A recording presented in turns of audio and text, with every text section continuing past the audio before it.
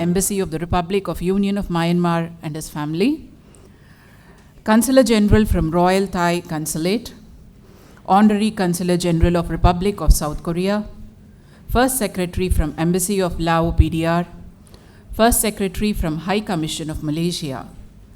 Geetam welcomes all the invited guests, head of the institutions, delegates, faculty, staff, students, press and media to the International Conference on India and ASEAN Partnership at 25. A warm welcome to our Vice President, Professor Gangadhar Rao Garu, and to our mentor, former Dean and Director, Professor V.K. Kumar Garu too. It's indeed an opportune time to renew contact and discuss problems and prospects of mutual interest with delegates from member countries of the ASEAN region. Without much ado, may I now invite the Conference Director, Dr. Radha Raghurama Pathruni, to grace the dais.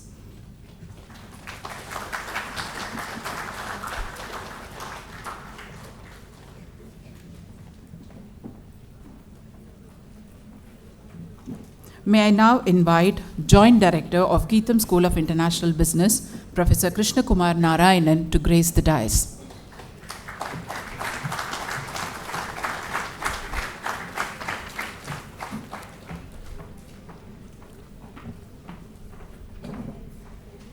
With due respects, may I request Honorable Vice Chancellor of Geetam, Professor M.S. Prasad Rao Garu, to grace the dais.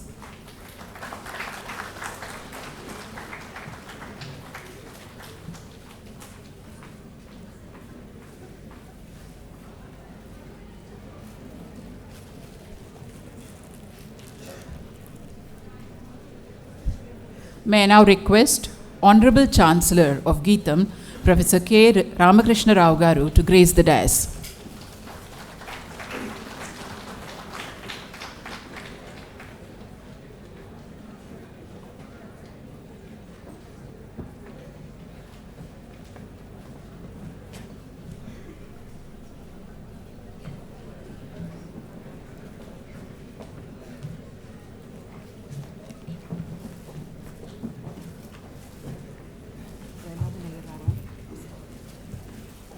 May I now request Mr. Prahladan Iyer, CGM, Exim Bank, to grace the dais.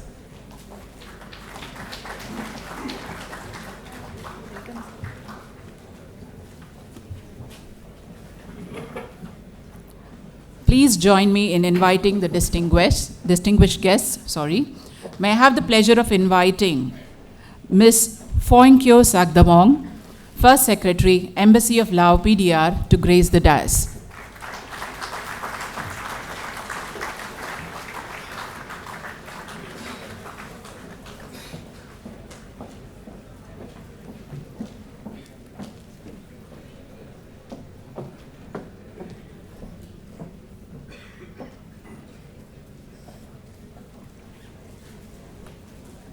May I now invite Mr. Muhammad Asfar Abdullah, First Secretary, High Commission of Malaysia, to grace the dais.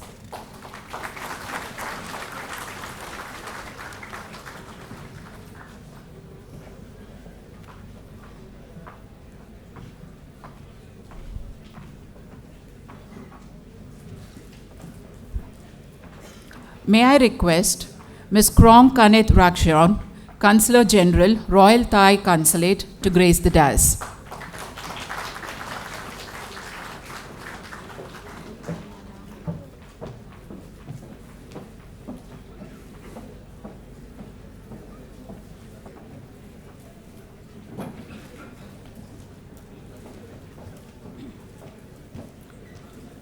May I request Mr. Suresh Chukapalli, Honorary Consular General, Republic of South Korea, to grace the dais.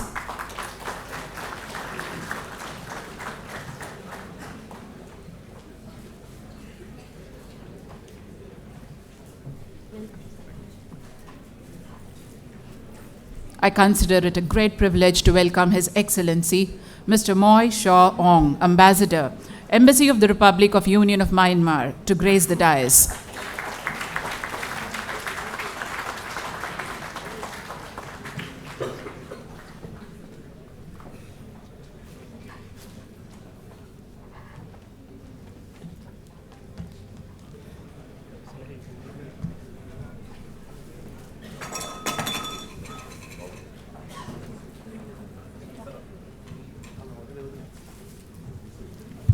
May I request the august gathering to please rise for prayer.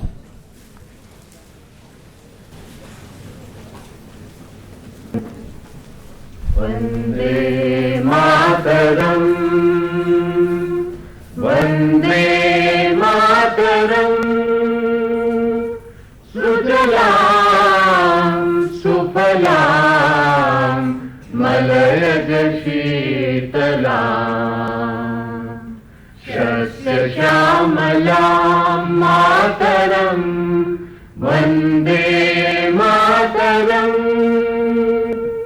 Shubhra-jyotsna pulakitayamini Phulla-kusumita drumadala-shobhini Suhasini sumadhura-bhashini Sukhadam varadam mataram Vande Mataram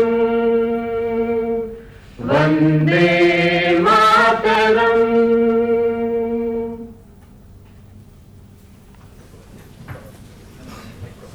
I now request the esteemed dignitaries on the dais to commence this event by the solemn ceremony of lighting the lamp.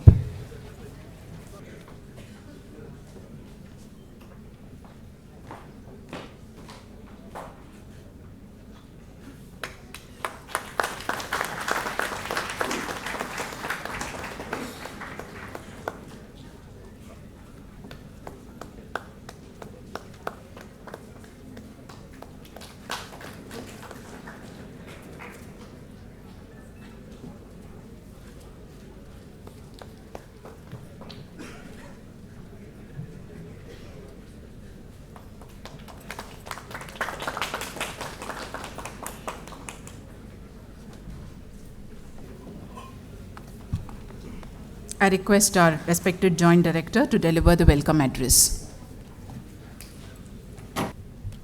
Distinguished dignitaries on the dais, His Excellency Mr.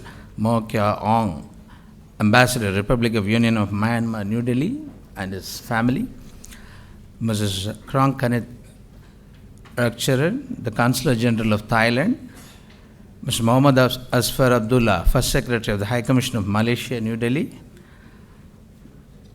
Ms. Sagdawang, the First Secretary of Embassy of Lao, PDR, New Delhi, Mr. Suresh Chukapalli, the Honorary Consul General, Republic of South Korea, Hyderabad, Mr. Prahaladan, Chief General Manager, Exim Bank of India, Mumbai,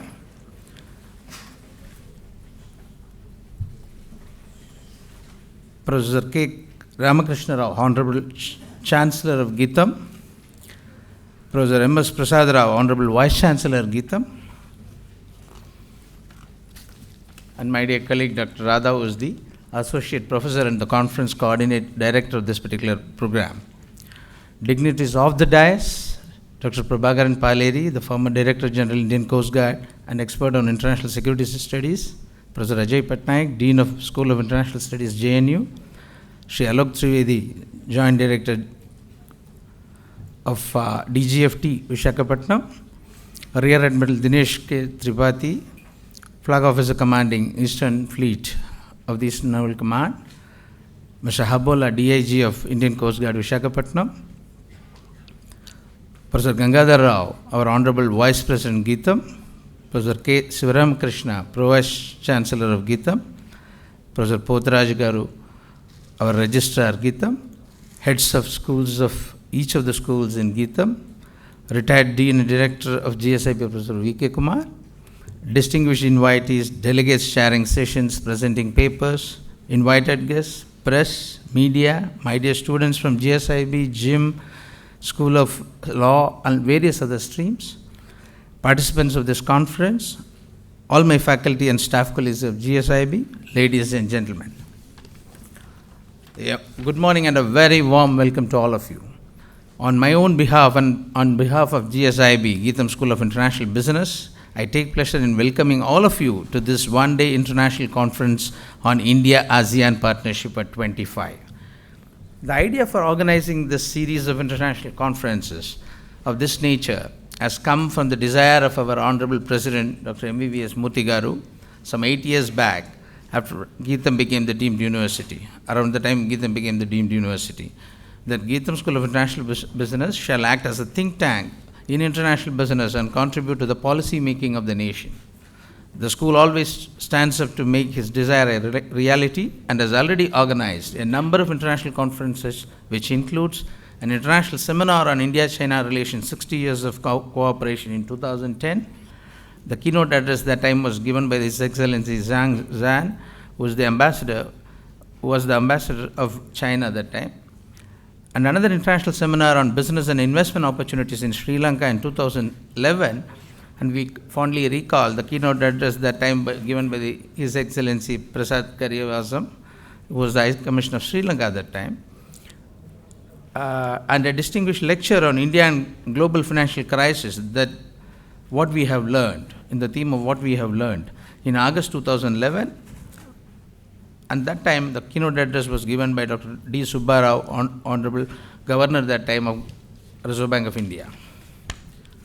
And another 2 editions of conference on BRICS in 2012 and 2015.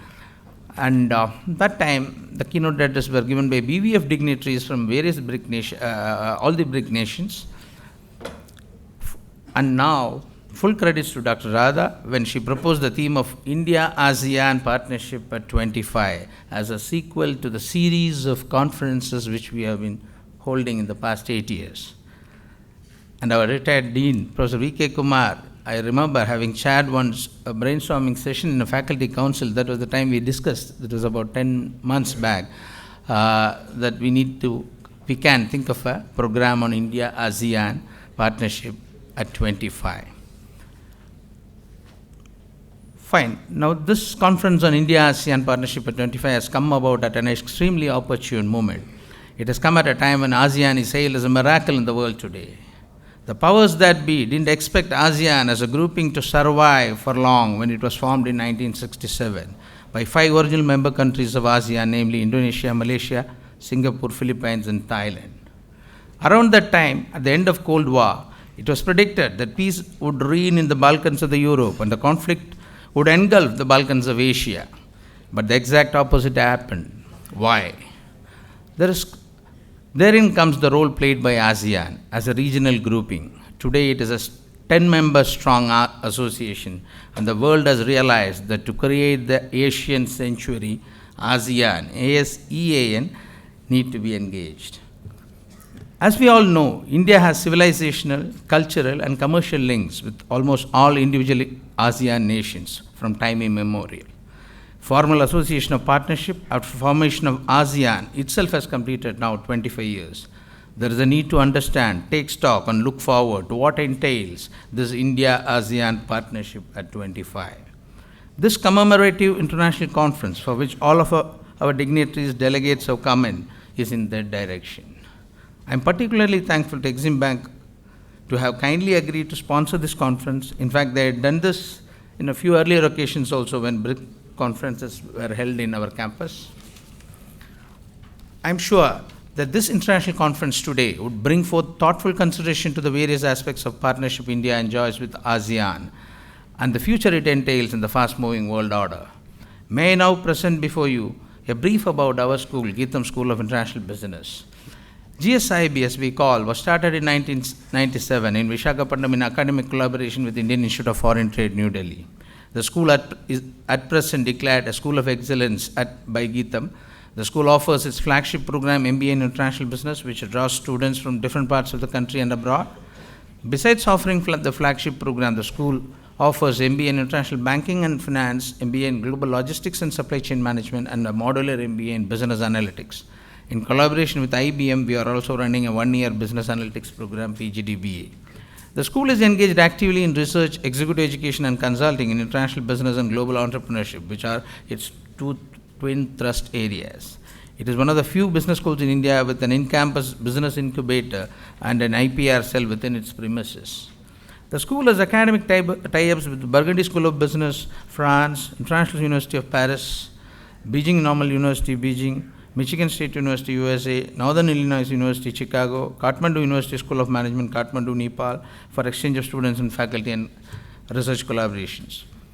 The school is a member of the Association to Advanced Collegiate Schools of Business, what we call it as AACSB, which is the best known accrediting agency in the world today, and is working towards an international accreditation. The school is ranked consistently as the second best B school specializing in international business by way of surveys and as one of the top 50 business schools in India. I welcome you all once again to this international conference and look forward to your contributions that would provide pointers of action areas for policymakers to work on in the theme of India-ASEAN. Thank you. Thank you, sir. May I now request our Honorable Vice Chancellor to address the gathering. Most distinguished dignitaries on and off the dais, distinguished invitees, delegates of the conference, ladies and gentlemen, a very good morning to all of you. On behalf of Geetham University, I wholeheartedly welcome you all to the international conference organized to commemorate the Silver Jubilee of India-Asean Partnership. We wish to place on record our sincere thanks to all the dignitaries for their valuable time and importance given to our Geetham University. At the outset, let me congratulate Professor Narayanan, Dr. Radha, and other members of GSIB for their initiative to organize this international conference. On this unique occasion, let me present a brief capsule of Geetham University. Gandhi Institute of Technology and Management, known as Geetham, established in 1980, is named after Mahatma Gandhi.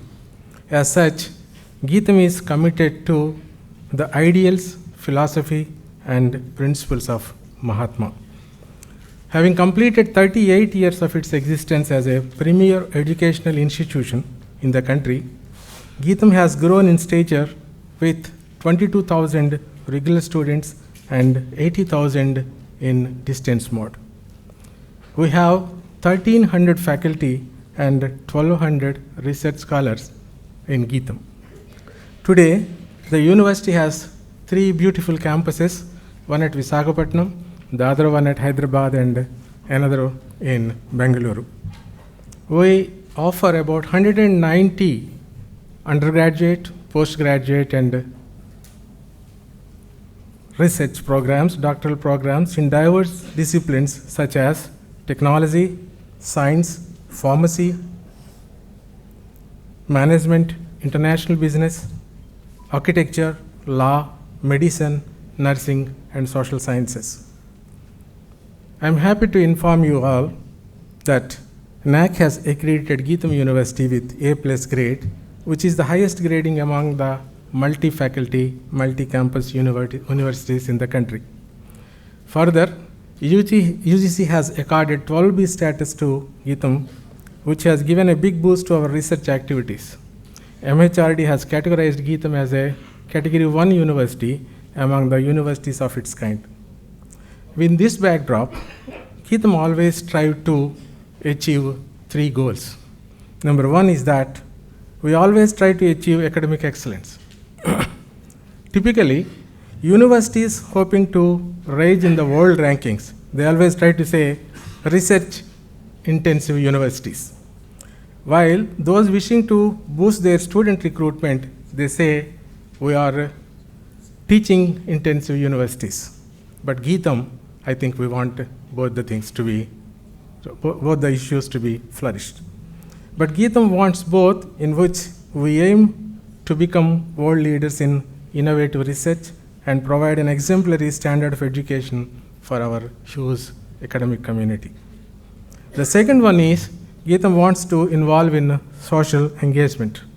Geetham always created practical benefits to the wider community by training scientists, engineers, and technicians to serve the society. Geetham encouraged always interdisciplinary research useful to the society and created a focal point for discussion in the form of a research forum to bring scientists from diverse disciplines to the same platform to discuss their findings. The university has been continuously focusing on research and consultancy activities with the main objective of building a fine tradition of exemplary scholarship and groundbreaking research and to translate its expertise into tangible benefits to the community. I am happy to inform you that our teaching faculty have undertaken nearly 400 research and consultancy projects with financial assistance from various funding agencies.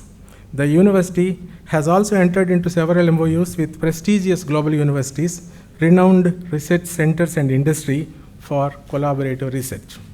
The third issue is that Geetham aims to accomplish global impact. To achieve that, Geetham has engaged itself in partnerships with many renowned universities in UK, USA, France, Canada, Singapore, and some African countries. Further, we are actively pursuing to improve our record in international engagement by further establishing selective partnerships with our neighbors and abroad people. It's a matter of great satisfaction to tell you that Geetham has a fabulous placement record. Geetham's high standards are well recognized by multinational corporations in IT, banking, and other fields across the country, and Geetham is the first choice destination for over 200 global corporate majors for campus placements. It is a matter of great pride that our alumni are occupying high positions in government and industry in India and abroad. In this backdrop, now it is a great opportunity for Geetham to host the international conference on India-Asean Partnership, thus creating a nice platform to understand each other better and better. Though India is not a member of ASEAN, it became a sectorial dialogue partner in 1992 and a strategic partner in 2012. Thus, India's relationship with ASEAN has become a key pillar of our foreign policy, Look East, which has now become Act East. Further, please note that this partnership assumes more significance as the combined population of our association accounts for 25% of the total population of the world. Now, it is not just numbers. You are all well aware, today, ASEAN and India enjoy close cooperation across political, security, economic, social, cultural, and maritime sectors. Added to this, there is a lot of historical significance too, as India's ties with Southeast Asia dates back to more than 2,000 years.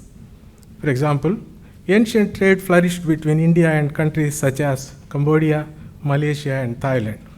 Southeast Asian cultures, traditions, and languages are profoundly influenced by India, as it is obvious that the presence of several Hindu temples and Buddhist historical sites are there in these countries. Further, the Ramayana is embedded in many Southeast Asian countries, cultures, including Indonesia, Myanmar, and Thailand, and the very name of Singapore is derived from the Sanskrit word Singapura, meaning the Lion City. The participation of Asian leaders as chief guests at the 69th Republic Day Parade of India on 26 January 2018 is an unprecedented gesture and a testimony to close cooperation between us. In fact, in the present scenario, the cooperation has become all the more important as the major global trends are reshaping the strategy of the region, presenting both challenges and opportunities. For example, Beijing's attempts to gain monopoly over the disputed areas in the South China Sea is a matter of immediate concern to everybody in the region. Leaving this apart, our group can concentrate on some specific areas for our mutual benefit. Firstly, we can increase our efforts to promote trade by achieving greater land, air, and maritime connectivity. Secondly, Singapore, a smart city state, can play a bigger role in India's efforts in establishing at least 100 smart cities in the country. That is the aim of our Prime Minister. We are happy that Government of AP has already partnered with Singapore in building its new capital, Amaravati. Thirdly, digital connectivity is another important area of cooperation and can shape people-to-people connectivity for the future trade and commerce. Fourthly, there is a large scope for cooperation in the higher education sector.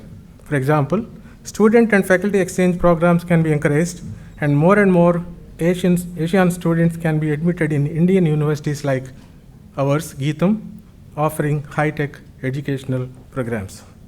We can use our historical and cultural links to tackle today's challenges and build bridges for the future. With such initiative, I strongly believe that in future, our youth stand to gain the most. Finally, on this present occasion, I wish to convey my thanks to all the delegates whose contributions will enrich the deliberations of this conference. I wish the conference a great success. Thank you. Thank you so much.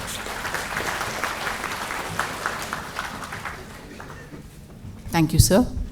May I now request our Honorable Chancellor to address the August gathering. Sabhaku Namaskaram.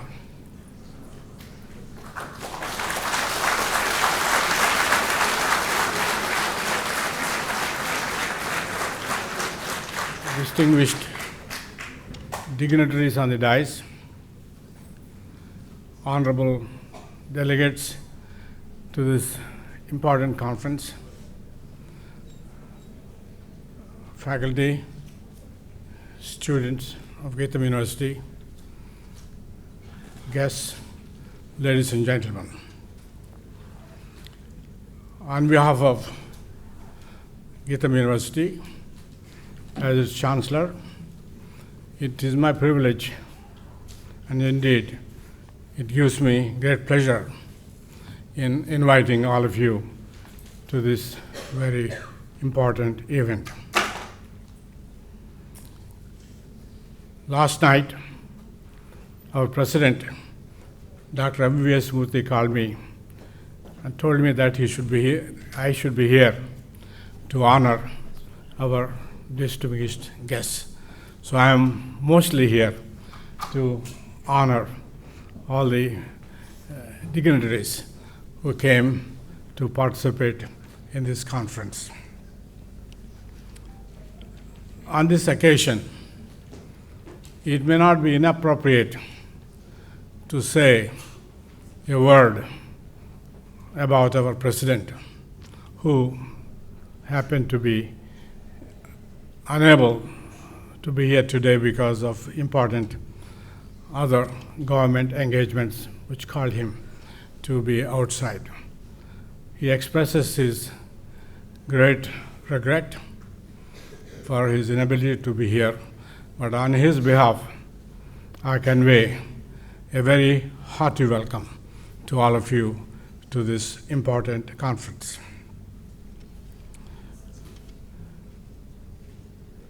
Dr. Murthy, since he is not here, I can say it without embarrassing him,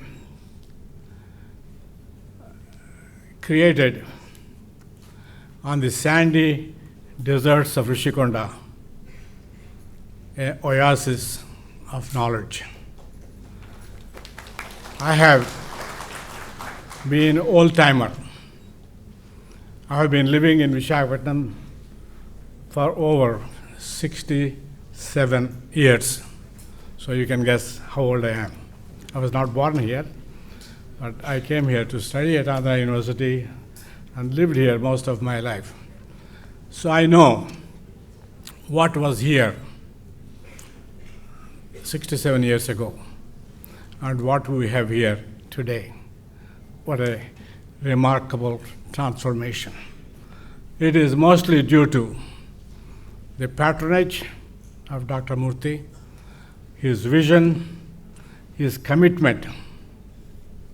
I have not known any other person more involved, more concerned, and more caring for education. There is another aspect that appealed me, or appealed him to me, or rather brought us together. That is our common interest in Mahatma Gandhi and the relevance of his message to the world today. That's the reason why the institution is named after Mahatma Gandhi, the Gandhi Institute. Now, I have seen, and I'm familiar with, many technical institutions And indeed, Geetham started as a technical institution, as an engineering college. We have added a hospital, medical faculty. More importantly, we also have attempted to develop humanities and social sciences as an integral part of this university. I think this is something that we should keep in perspective. There is no way knowledge can grow only in one direction. Future is interdisciplinary. Future is holistic perspective of knowledge. Wisdom is more important than facts. Knowing mere facts, accumulating them. Today we have all kinds of instrumentalities. Google. You can Google, get all the facts you need. You don't need to remember. Press the button, you will get. But wisdom is something that we need to cultivate. Geetham is devoted to and hoping to help develop that sense of wisdom among the youth that are part of this institution. I'm indeed delighted to have the representatives from the different Asian countries. There is a strong cultural bond between us. This bond, which we are reinforcing today by this conference, is not recent, it's an old bond. We have been culturally related for centuries and centuries. I happened to be not too long ago in Malaysia, and one of Muslim gentleman was my host. He was tracing his roots back in Chennai, in Madras. He recalled his association with India. Now, it was not merely the Buddha and his message that got spread over the different countries that are represented here. And more recently, I think the message of the Mahatma, the message of Gandhi, is equally relevant in unifying and in bonding all of us together. Madam Suki, I know, feels as much a part of this country as she is of Myanmar. She imbibes Gandhian thought, and if she won the Nobel Prize for Peace, it is something like Nelson Mandela, something which was originally due to Mahatma Gandhi, but now being passed on to those who followed his footsteps. Now there are 4 significant aspects to Mahatma's thought. There are the stambhala, the pillars on which his thought rests. What are all these? What are these 4 pillars? 1, self-sufficiency. We should be self-sufficient. We should be self-reliant. We should be selfless. We should be devoted to service. Service, selflessness. Looking at others with the same interest as you look at yourself. Consider the welfare of others as much your welfare. Now, if we can imbibe these notions, if we can be inspired by this message, we can, if we can in even some small measure, implement those, I think we would not only serve ourselves, we would serve the world better. The world, as you all know, whatever you read, the things that you see on the television, even on your streets, violence, terror, hatred, exploitation. And Gandhi and his message stands for non-discrimination, non-exploitation, and identification with others. Now, my humble appeal to all those participants, please try to send across the message of Mahatma and inspire them that the only way the humans can survive is to cultivate peace, to cultivate a mind of love, not a state of hate, not to promote terror and exploitation in any form. Any kind of an exploitation, according to the Mahatma, is terror, is violence. So I appeal, and my earnest request to all the participants is to please see and convey to all those who can be inspired, who can hear you, who can follow you, the message of Mahatma. And the fact that you are meeting here at the Gandhi Institute of Technology and Management, Geetham, which in fact is more than technology and management, that you are meeting at Geetham is a symbol, is a sign, is an indication of your interest to follow Mahatma. And it is my hope to see that this will be realized. And once again, may I, on behalf of myself, the Chancellor, on behalf of our President, Dr. M.V.S. Murthy, on behalf of all the Geethamites, may I extend a warm, friendly, affectionate welcome to you. Do come back. Thank you.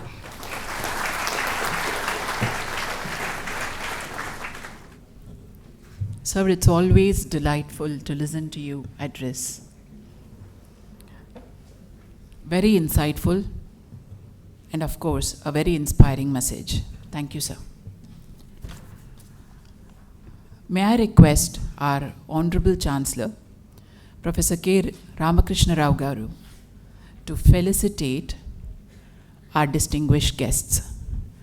Distinguished guests, please do excuse me if I pronounce your names wrong, because I'm not aware of your languages. Sir, His Excellency, Mr. Moy Kwa Aung, Ambassador, Embassy of Republic of Union of Myanmar, New Delhi. Please do join in a round of applause.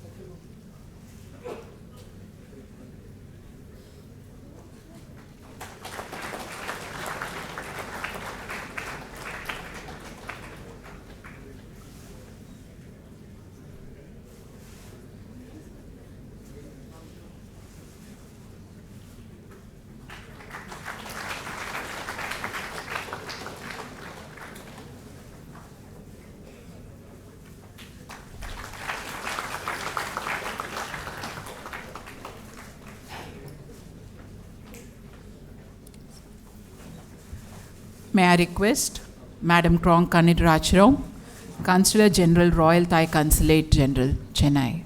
Please, ma'am.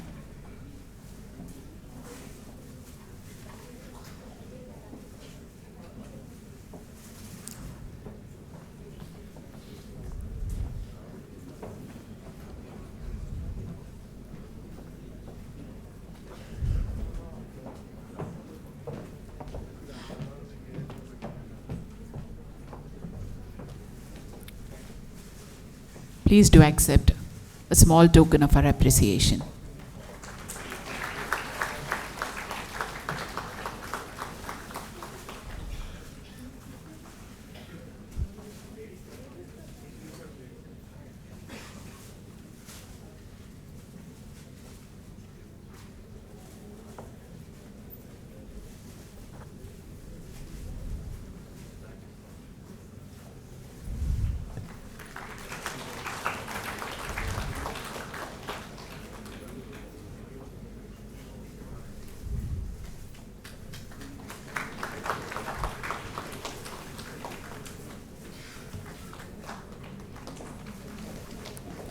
Chancellor would now felicitate Mr. Suresh Chukapalli, Honorary Consular General, Republic of South Korea. Please join in a round of applause.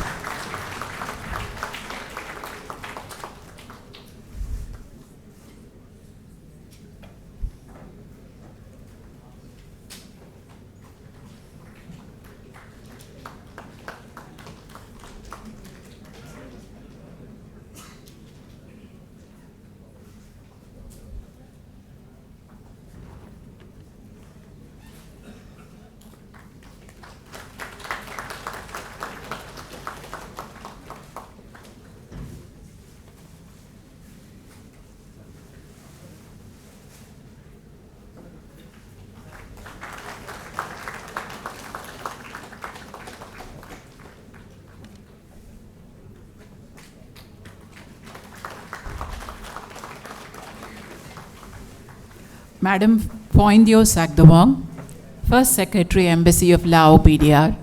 Ma'am.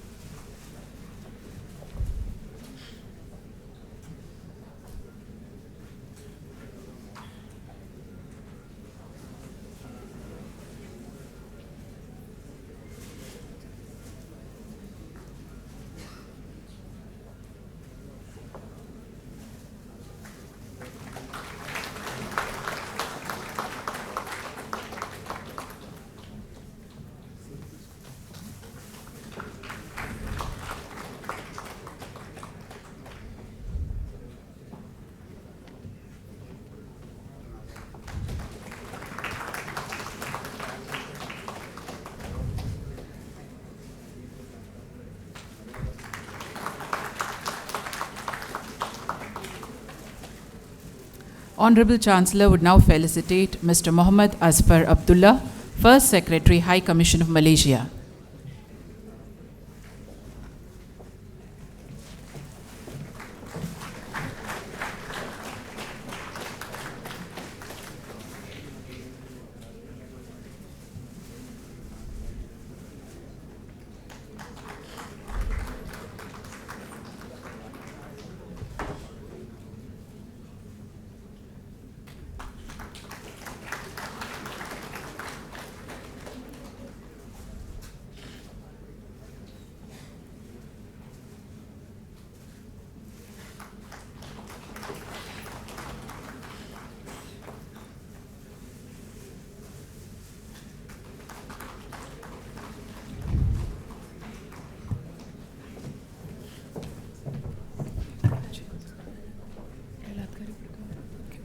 May I request Honorable Chancellor to felicitate Mr. Prahlad Nair, CGM Exim Bank.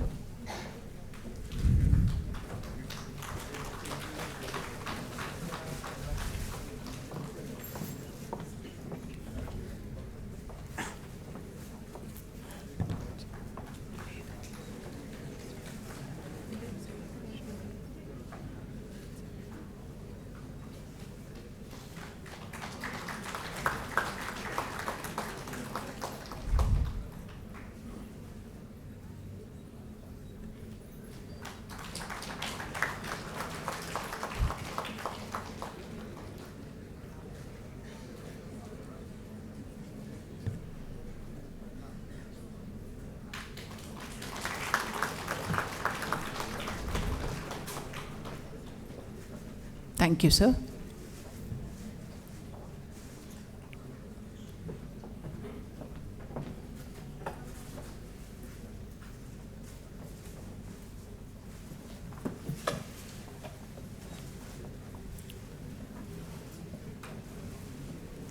May I now request His Excellency Mr. Moy Kwa Ong, Ambassador, Embassy of the Republic of Union of Myanmar, New Delhi, to release the souvenir of the conference.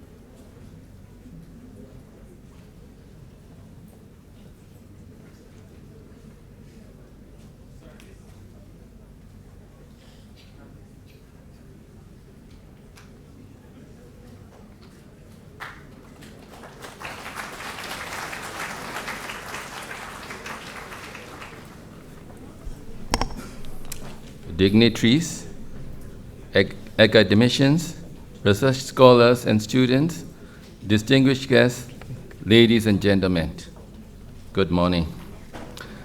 Let me first thank Gitam School of International Business for giving me a very warm welcome to your esteemed university. This is my very first visit to the state, Andhra Pradesh, but I still feel very much at home.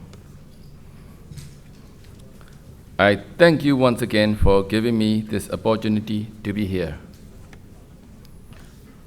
I would like to specially mention the fact that we do welcome and very much appreciative the academician and research scholar of this international conference on India-Asean Partnership at 25 and the conference organizer as well. I wish the conference a great success. I also learned that Gitam has a strong track record of teaching, training, research, and consulting.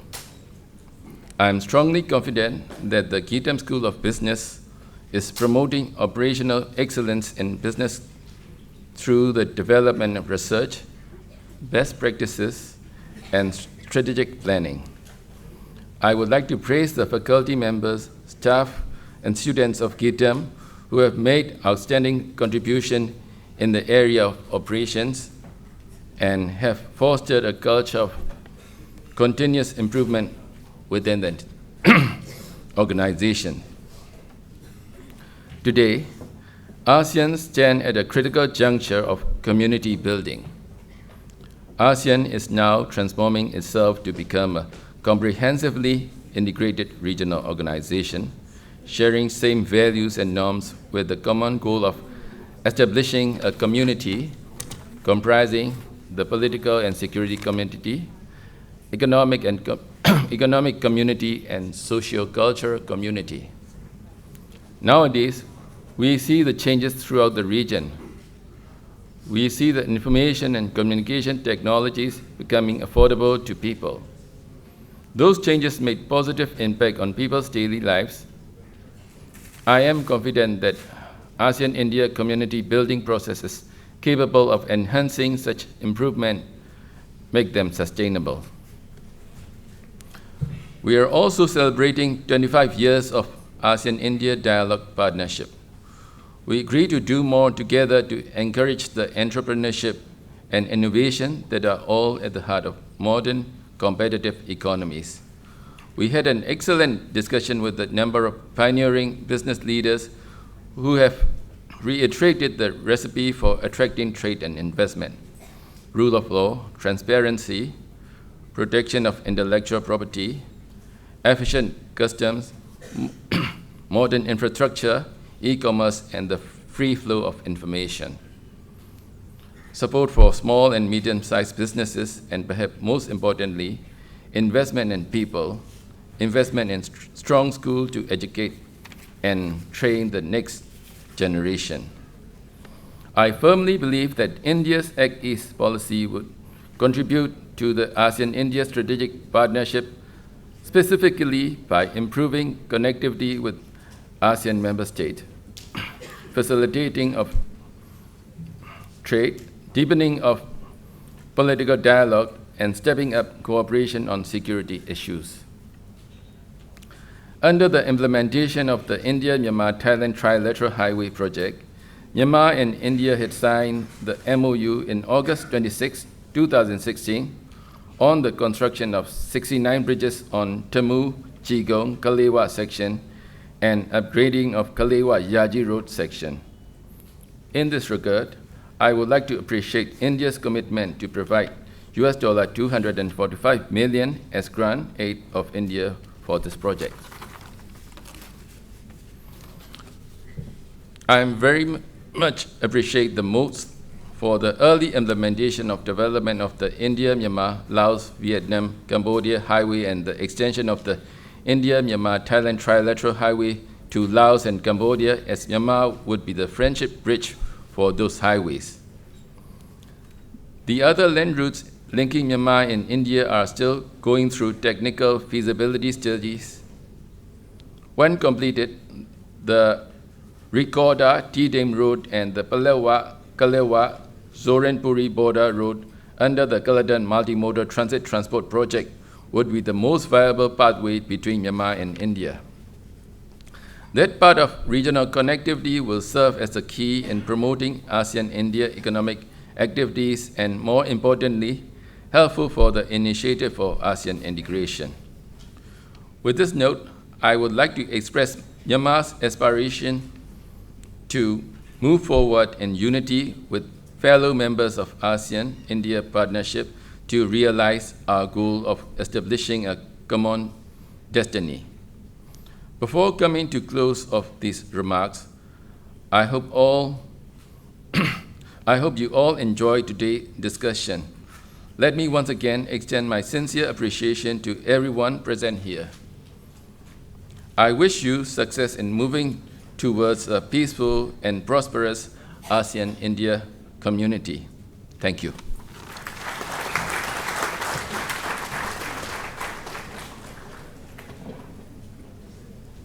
Thank you, sir. May I welcome Madam Krongkanit Raksharo, Consular General, Royal Thai Consulate General, Chennai.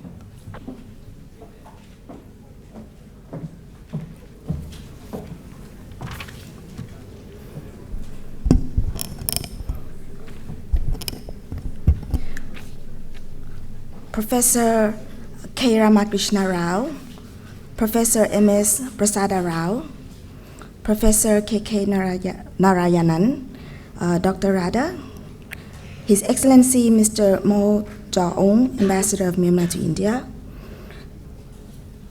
Mr. Suresh Shukapali, Honorary Consul General of South Korea to Hyderabad, my ASEAN friends on stage, distinguished guests, ladies and gentlemen. I wish to thank Gitam University for organizing the International Conference on India-Asean Partnership today. During the past 25 years of ASEAN-India dialogue relations, we together have made great achievements across our three pillars, which are political and security, economic and socio-cultural pillars.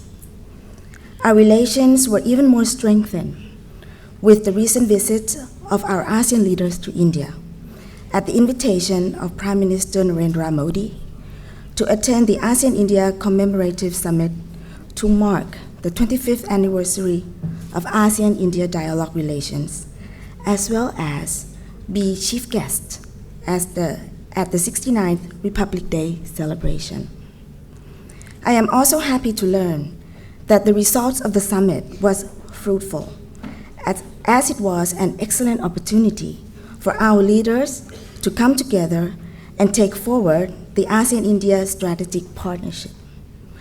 I believe that our commitment from the summit will be the driving force for our shared prosperity in the Indo-Pacific region and help us write a new chapter in the history of our relations, which will generate concrete benefits for the peoples of ASEAN and India in the years to come.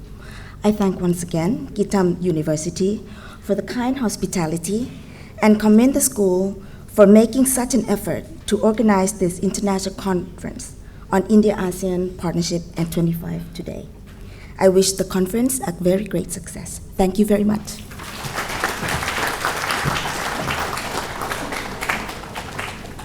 Thank you, ma'am.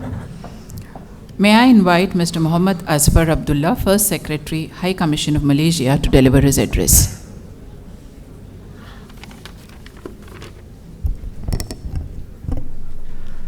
Thank you, Madam Master of Ceremony. Professor K. Ramakrishna Rao, Chancellor of Gitam University. His Excellency Ambassador Mo Jae-ong, Ambassador of Myanmar to India. Other distinguished guests on the dais. Ladies and gentlemen, brothers and sisters of Gitam University, Namaste and very good morning to all. It is indeed an honor for me to be here at this auspicious event.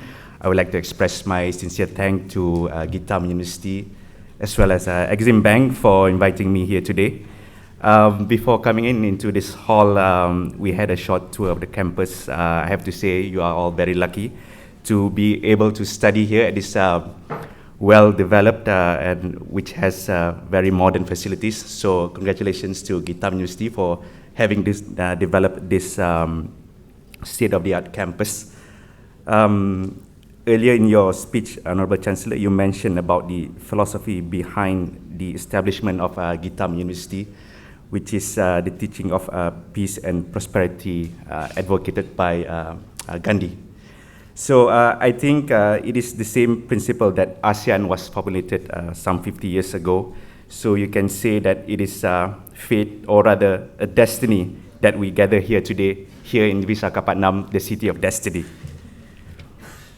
The convening of this conference bodes well following the celebration of the 25th anniversary of the ASEAN-India Dialogue Partnership, as well as the recently concluded ASEAN-India Commemorative Summit just a couple of weeks ago in New Delhi. That particular summit had allowed ASEAN and India to both reflect on what the relation has accomplished over the last 25 years and gave the opportunity to chart future together in order to build a stronger and more enduring partnership. Over the years, two key areas had contributed significantly to the ASEAN-India relations. The first is the trade and economic ties. Both markets are large and vibrant economies with huge potentials and opportunities. ASEAN and India are now discussing the Regional Comprehensive Economic Partnership, or RCEP, which not only would it enhance our trade relations to achieve the US $200 billion mark by the year 2022, but it would also provide further impetus to the growth in global trade and investments. The second area is the people-to-people relations. Malaysia in particular appreciates India's efforts to promote the people-to-people connectivity, particularly at the grassroots level, to better understand the culture, traditions, and historical links of both sides. Nevertheless, there is always room to strengthen other areas of cooperation, such as cultural heritage, tourism, empowerment of women, healthcare, science and technology, digital field and e-commerce, environment, and disaster management, to say the least. Certainly, these positive linkages and enduring relationships underpin and enable us to better achieve our aspiration, goals, and objectives of the ASEAN-India Strategic Partnership, befitting the theme of shared value, common destiny. With that, I wish to once again express my appreciation to Gitam University for providing us the opportunity to be here in Visakhapatnam. I believe this conference is another great platform to discuss what has been achieved in the last 25 years of the ASEAN-India relations and what are the expectations in the coming 25 years ahead. I wish all delegates a fruitful deliberation, and I wish this conference a great success. Thank you. I would like to join other ASEAN colleagues in expressing my sincere thanks and appreciations to the Gitam University for the warm welcome and generous hospitality extended to me, as well as for the excellent arrangement made for this conference. Since its conclusion of dialogue relations in 1992, ASEAN and India Partnership has expanded significantly. The elevation of the ASEAN-India dialogue relations to the status level at the ASEAN-India Commemorative Summit held in 2012 in New Delhi reflected our shared aspirations and commitment to the further strengthen ASEAN-India partnership for shared prosperity and mutual beneficial cooperations.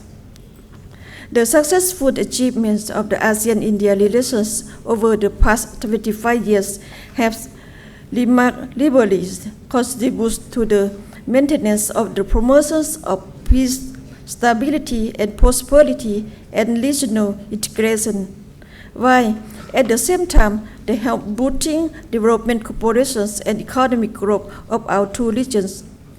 Today, ASEAN is now India's fourth largest trading partners, and India is ASEAN's seventh largest trading partners. In 2017, bilateral trade reached 72 billion, increased from 58 billion in 1916. Between ASEAN, there is also special focus on cooperations with CLMV countries. The enhanced relation between India and the ASEAN today is also a reflection of the expansions of deepening of the India Act East policy. Despite this significant development, there is existing potential to explore and advance our business-to-business cooperation. ASEAN-India should further strengthen the cooperations in the area of trade and investment, especially through direct investments and more robust trade in goods and services, as well as the regional comprehensive economic partnership. ASEP would further extend market and create economic opportunity for the people of the two regions. ASEAN and India should further strengthen the cooperations, connectivity, in particular infrastructure development, in order to develop their economic potential, especially enhancing physical connectivity to the development of the Indian-Myanmar-Thailand trilateral highway and extend it to Laos, Cambodia, and Vietnam. The India-ASEAN Summit Center on the presence of the 10 heads of the state and the government of India at the World Republic Day Parade is the historic landmark of the Indian-ASEAN cooperation. It is an optically powerful statement of true mass ASEAN relations with ASEAN have progressed. Thank you.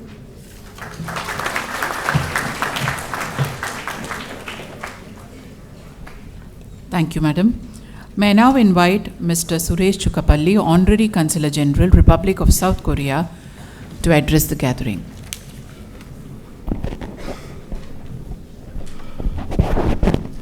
Your Excellencies, the Honorable Chancellor Gandhi Institute, respected dignitaries, ladies and gentlemen, and the young and dynamic students of Gandhi Institute, a very warm greetings to all of you.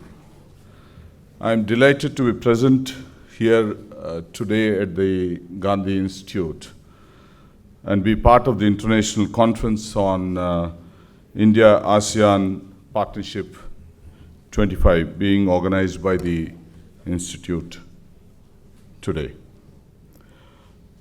You might have observed South Korea is not a part of ASEAN, but still I'm thankful to the university for inviting me to be a part of this wonderful conference and to express my views on the Asian ties with India. The Asian countries are most natural partners to India owing to the shared cultural heritage and amicable diplomatic and trade relationships.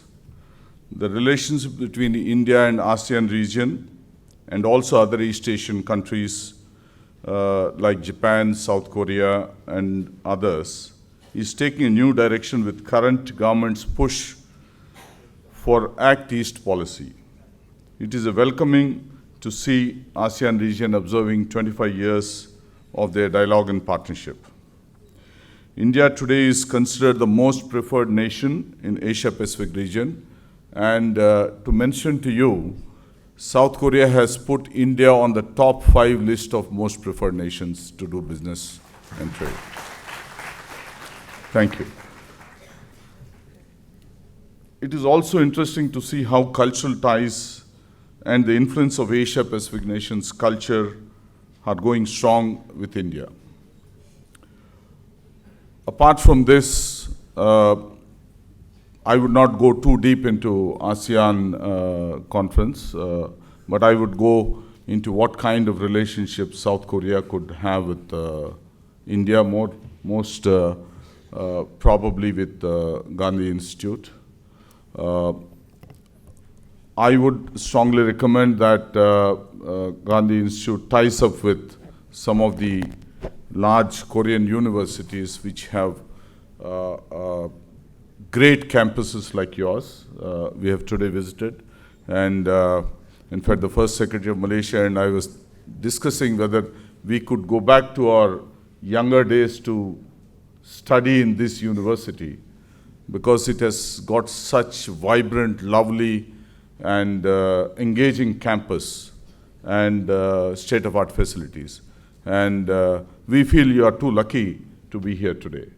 And I would strongly recommend that Gandhi Institute should tie up with some of the Korean universities for exchange of students, for research joint collaborations, and for summer school in Korea by some of the students who couldn't afford to go there. And I would be willing to facilitate all these things with the Korean universities.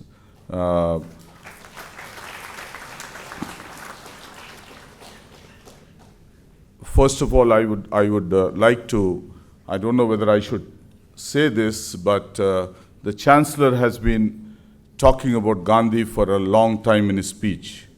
And what I observed is why Geetham University is not fully called as Gandhi Institute. Why this short form? Many places we have changed our names and reverted back to our old names for our cities, like Bangalore and many Chennai and other places.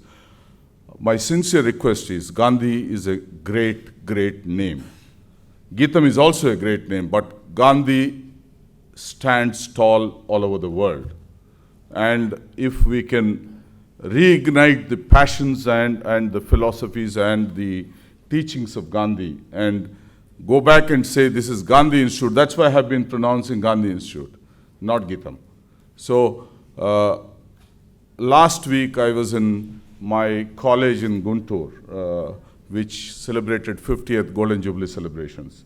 Vice President Honorable Venkaiah Naidu ji was there, and the college was JKC College. Everyone knows about that. So Venkaiah Naidu was also mentioning the same thing. Why JKC College? Why not Jagalamudi Kuppuswamy Chowdhury College? We need to go back to our roots. We need to be on our ground. Just because a short form is good for us, it doesn't mean that we should forget our fathers. Because I have not seen anywhere in the campus Gandhi's name. It's everywhere Geetham. So I would request, anyway, that's not the point here, but my request is that Gandhi Institute should come forward and tie up with some of the Korean institutes. There are excellent institutes in Korea, more than 100-year-old, and they are too willing to join and associate with Indian universities. Apart from that, what I observed is everyone looks at campus placements. As students, I can understand that you want a safe and cushy life in an air-conditioned room, but I would strongly recommend, with such a great education system in Geetham University or Gandhi University, what you have, including in international business, management studies and everything, I would strongly recommend you to go in for entrepreneurship. Start your own business, be it small, medium, or large. I think at least if some of you become entrepreneurs, you would be able to give jobs to many, many more uneducated or minor, less educated people. Government of India is trying to help by creating support systems and ecosystems for small and medium enterprises and for young entrepreneurs. So I would strongly recommend that don't look at placements alone. And even if you look at placements and don't get disappointed if you don't get taken by Google or Cognizant or someone. There are many more things which you can create on your own.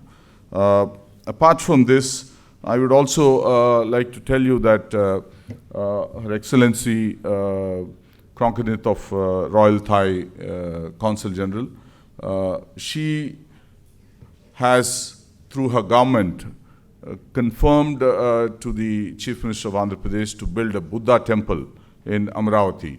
So I think she needs a big applause.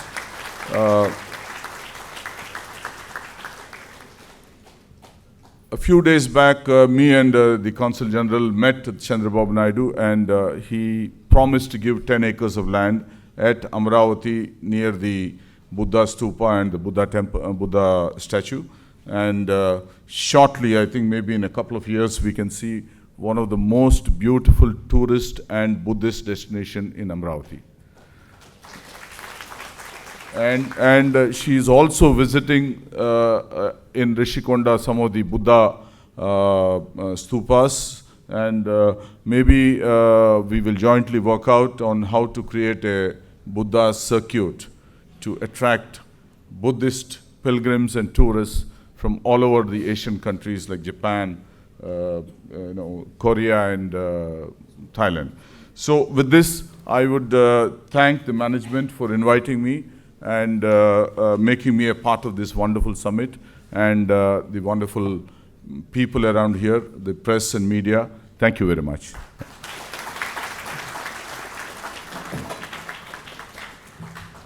Thank you, sir. May I now request Mr. Prahladan Iyer, CGM, Exim Bank, to address the gathering.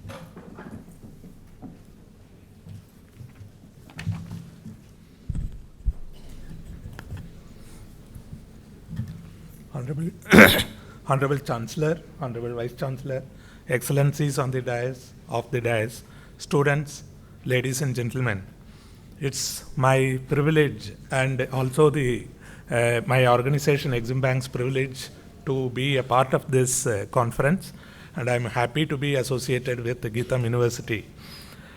I also second the views of the Honorary Consul, South Korea, that given a blessing to me, I would like to go back to my 20s and join this beautiful campus. Coming to this today's conference, it is a very thematic conference, very relevant to the day's context, as we are in the 25 years of partnership with our ASEAN neighbors. When I used to do research immediately when I completed my post-graduation, I used to study the trade blocs, and I used to study NAFTA, then EEC, and then ASEAN as the three great models of the cooperation, the country-level cooperation as a bloc. And now, when we are today in the 2017 and 18, so we see that there is some kind of a deceleration, and people are exiting the EU bloc. And you are also witnessing that there are some dissents even in the NAFTA bloc, but the ASEAN bloc continue to grow to strengths and strengths. The ASEAN's trade today account for about 7% of the share of the world trade, and if you take this as a bloc, and it will become then the fourth largest in the world as a trading bloc, and the followed this is preceded by the European Union, USA and China. So if you take this bloc as a one country or one region, so then it becomes the fourth largest. So that is a very important lesson for India to learn how the cooperation with the neighbors is promising and promoting the economic development. India stands as the ASEAN's 11th trading partner in the year 2016. However, in the last 5 years, India's total trade with ASEAN witnessed a moderation from about $75 billion, which we witnessed in the year 2012, to about $65 billion in 2016. However, there are many policy-level decisions which have been taken. The ASEAN-India Framework Agreement on Comprehensive Economic Cooperation was signed in October 2003 in Bali, Indonesia, to institutionalize a framework for future economic cooperation.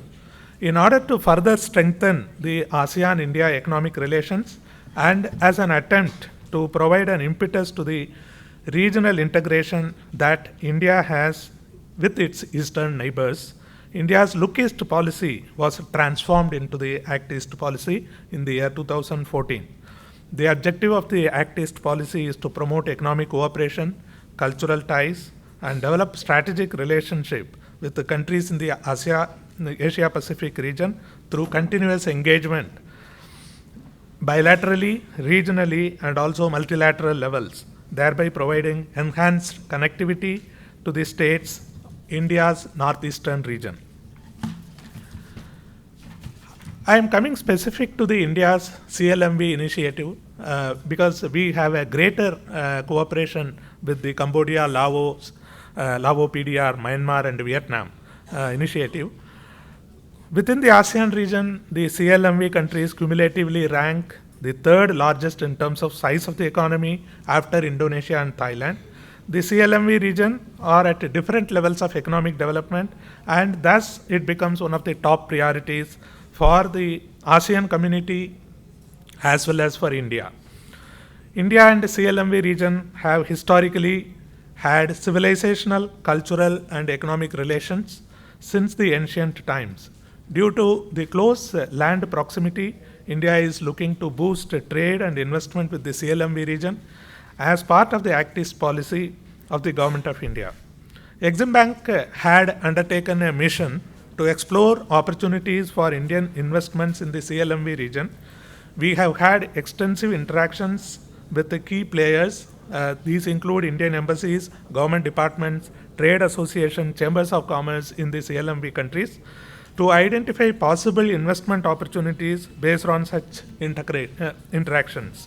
We have identified garmenting, healthcare, agro-processing, auto components, tourism, pharmaceuticals, and education as potential sectors in Cambodia, mining, agro-processing, and healthcare as potential sector in Laos, PDR, timber, mining, garmenting, agro-processing, healthcare, and education as potential sector in Myanmar, textiles, medium tech, manufacturing, two-wheelers, pharmaceuticals, bonded warehousing, power generation, education as potential sectors in Vietnam. The Honorable Union Finance Minister, in his budget speech for the year 2015-16, he announced in the Parliament that, I give inverted quotes, in order to catalyze investments from the Indian private sector in this region, a project development company will, through separate special purpose vehicles, will be set up for manufacturing hubs in the CLMV region. The Government of India has also set up a project development fund with a corpus of 500 crore to develop manufacturing hubs in the CLMV countries. This was announced by the Prime Minister in the 13th ASEAN-India Summit held in Malaysia last year, 2015. The PDF, which is housed in the Ministry of Commerce and Industry, Government of India, would be operated through Exim Bank. Exim Bank has been nominated as the institution or the empowered institution under the Government of India, and it will be undertaking various initiatives in order to identify viable projects in the CLMV region, which will help Indian companies to get integrated in the regional value chain. We will be endeavoring to set up projects through SPVs in the CLMV region. We will be endeavoring to take up the projects to bankable stage, thereby attracting private sector investments. Under the CLMV initiative, we have identified project opportunities for Indian investments. These include possibility for setting up multi-specialty hospital and medical college in Cambodia and Myanmar, possibility of setting up an educational institution in Myanmar, and possibility of setting up a pharma manufacturing unit in Vietnam. Detailed project reports on the above opportunities are presently being prepared. Exim Bank is funding these DPRs to be prepared by the executing agencies, and SPVs will be subsequently set up in the CLMV region to implement these projects. Exim Bank has also set up one market outreach program. It is called EMOP. It is a step to further creating value addition for the Indian enterprises and for promoting India's international trade and investments. The activities under the EMOP include bringing together Indian enterprises, reaching out to emerging markets, identifying business opportunities, driving India's trade and investment, and providing financial support for eligible investments. Healthcare has been identified as one of the major focus sectors for the CLMV countries, and under the EMOP, Exim Bank took a mission of healthcare, medical equipment manufacturers, and pharmaceuticals companies from India to Myanmar and Cambodia. The mission has just completed last year, and the delegation is coming back today. This delegation has visited Myanmar and Cambodia. 2-day market familiarization program was organized in Phnom Penh in Cambodia, 8th and 9th February, and in Yangon in Myanmar on 6th and 7th February. The objective of this market familiarization program was to provide initial handholding support by way of providing advisory services and financial support when the investment opportunity occurs. The Government of India, Ministry of Commerce, Embassy of India, government and other relevant departments in the host countries, that is Myanmar and Cambodia, local chambers and trade associations, they all have actively participated in this event. This event also included site visits to the 2 major hospitals in Cambodia and Myanmar. Besides the seminar, they also made field visits and held bilateral meetings with their counterparts and consultants to learn from their experiences. We eventually feel that after this mission, definitely many Indian companies or hospital groups would be interested to set up hospitals in the CLMV region for the benefit of the people in the Cambodia, Laos, PDR, and Myanmar and Vietnam region. We greatly acknowledge the value of our association with the Geetham University, and I am thankful to the opportunity given to me to visit your campus and also to address few words to this gathering. Thank you very much.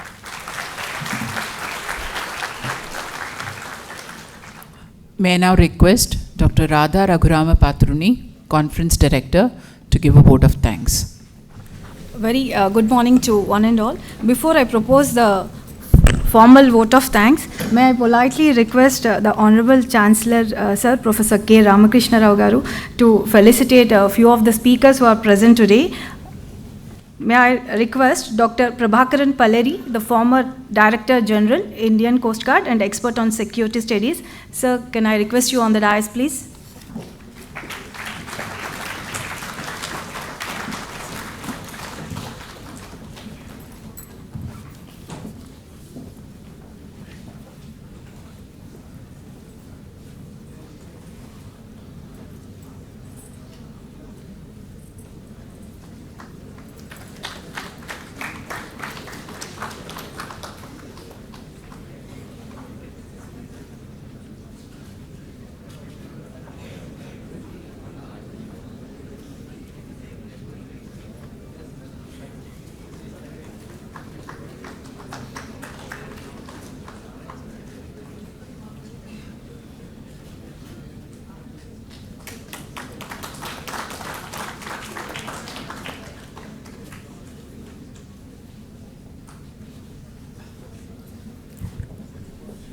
Thank you, sir.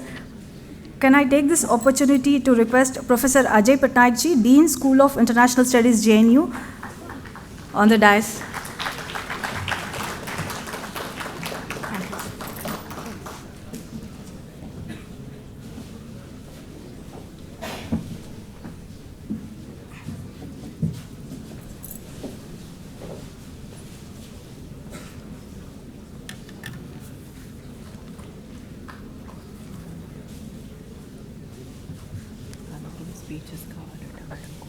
My name is Sandra.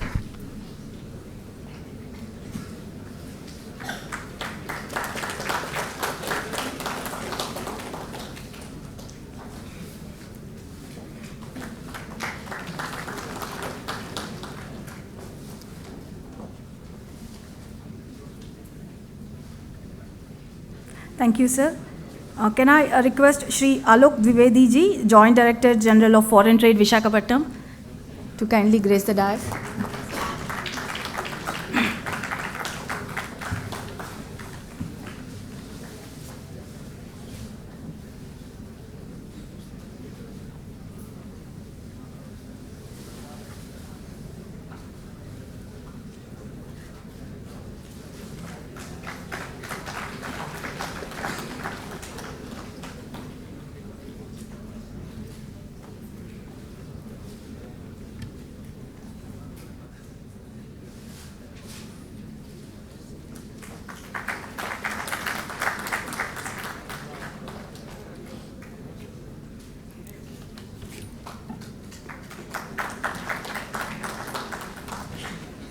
Thank you, sir. We have with us the Rear Admiral Dinesh K. Tripathi, sir, NM Flag Officer commanding Eastern Fleet. May I request, sir, to grace the dais and accept our felicitation.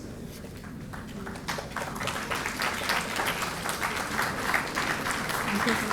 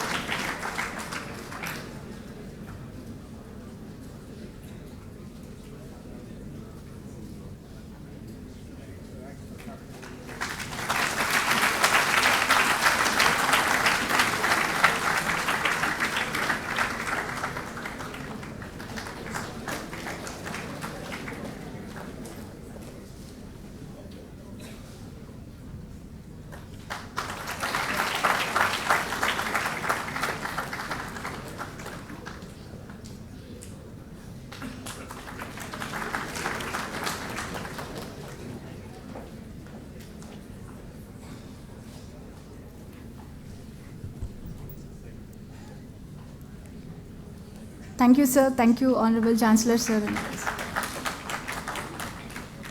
A formal vote of thanks. It has been a long journey. It's my privilege to propose the formal vote of thanks on behalf of Gandhi Institute of Technology and Management, deemed to be university. I'm profusely thankful to the Honorable President, sir, Shri MVVS Murthy Garu, for supporting us at every stage of the conference. We sincerely would like to place on record our deepest sense of gratitude to the great visionary. We are also grateful to the Vice President, Professor M. Gangadhar Rao Garu, for his encouragement and support. Our deepest sense of gratitude to Honorable Chancellor, sir, Professor K. Ramakrishna Rao Garu, for his encouragement and support and gracing the occasion of this conference. We are ever grateful to the Honorable Vice Chancellor, Professor M.S. Prasad Rao Garu, for his constant guidance and encouragement, without which a conference of this stature would not have been possible. I should sincerely place on record our greatest sense of gratitude to our Pro-Vice Chancellor, sir, Professor Sivaram Krishna Garu. Without his support, the conference would not have been possible. He stood with us at every stage of the conference. I should thank our sponsor, the Export-Import Bank of India. The CGM, sir, Mr. Prahalad Iyer is present here. Thank you, sir. It has been, I think, 3 or 4 times you have been, the Exim Bank has been supporting me in organizing conferences on international trade. I would also like to place on record my sincere thanks to Shri David Rescuina, sir. With just one mail, and after an hour I got an email that Exim Bank is going to sponsor my conference. Thank you, sir. And I think I should also place on record all the dignitaries that have present here from different ASEAN countries. We have extended an invitation, ASEAN plus 3 countries. So I should place on record my deepest sense of thanks to His Excellency, Mr. Moi Zo Ong, the ambassador from the Union of Myanmar, who is present with his family here. Thank you, sir. Ms. Krong Kanit Rokcharan, the Consul General from Thailand, and Mr. Afzar Abdullah, First Secretary from Malaysia, Ms. Phiongo Sakdawong, First Secretary from Laos, and Honorary Consul General from South Korea, Mr. Suresh Chukabali, sir. Thank you all for coming here and gracing our conference. It is a pleasure to have you all here. and all the today's speakers, Dr. Prahladan Paleri sir, Professor Ajay Patnaik ji, Shri Alok Dwivedi ji, and Rear Admiral Mr. Tripathi ji. Thank you all for gracing the occasion. We have with us Professor M. Prasad Rao Garu, who is my teacher. Thank you, sir, for accepting the invitation and gracing the occasion today. I should place on record my sincere thanks to our Joint Director, Professor Narayanan, who stood with us at every step in organizing the conference of this stature. Thank you, sir, for all your support. We also have with us our former Director, Professor Kumar, sir. Thank you very much, sir. It has been the long brainstorming session before we freezed on the title of the conference. Thank you for all your support. We also have with us different members of Board of Management, Board of Studies, and all HODs, Deans and Directors of various sister institutions of Gandhi Institute of Technology and Management. Thank you all for your support. And all my GSIB faculty members and staff, without all your support, the conference would not have been possible. And all the paper presenters today, nearly 42 papers would be presented.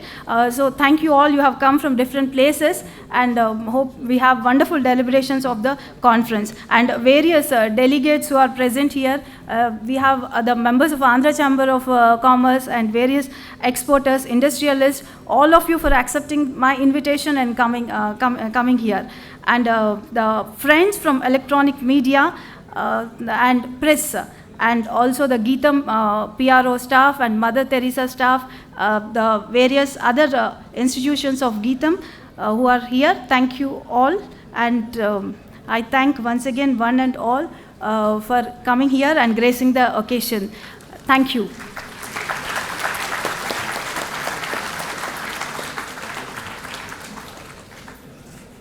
The inaugural session ends. The technical session follows. I would request the dignitaries on stage to please join the registrar on that side. Thank you one and all for gracing the occasion. Now for the technical session, the other audience, please be seated. We would have Dr. Prabhakaran Paleri, former Director General, Indian Coast Guard and expert on security studies, who would be addressing us now. I request sir to grace the dais, please. Tips from me: geostrategy is not diplomacy, but without diplomacy, geostrategy cannot be formulated. To that extent, it's important to understand that every citizen of a country is a diplomat, within the true sense of the word, not only Henry Kissinger. Let me also tell you, ladies and gentlemen, don't use deception in diplomacy. You can use deception in war, deception with your wife, not in diplomacy. Once you use deception, if it is understood, the relationship between these two countries will be more or less permanent. That's what's the problem with India and some other countries. Deception has no place in geostrategy. Now you think, and if you have any questions, you can ask me later on. I think I used the time correctly. Thank you. Thank you very much, sir. You really got us thinking on ASEAN Coast Guard kind of a policy, which is very strategic in nature. Thank you. May I now request our Honorable Vice Chancellor, M.S. Prasad Rao Garu, to come onto the stage, please. We would request our Honorable Vice Chancellor to felicitate Professor M. Prasad Rao, Member Executive Council, Andhra University, Visakhapatnam, and Honorary Director, Center for SAARC Studies. Sir, please, may we request you on the dais. Please give a round of applause.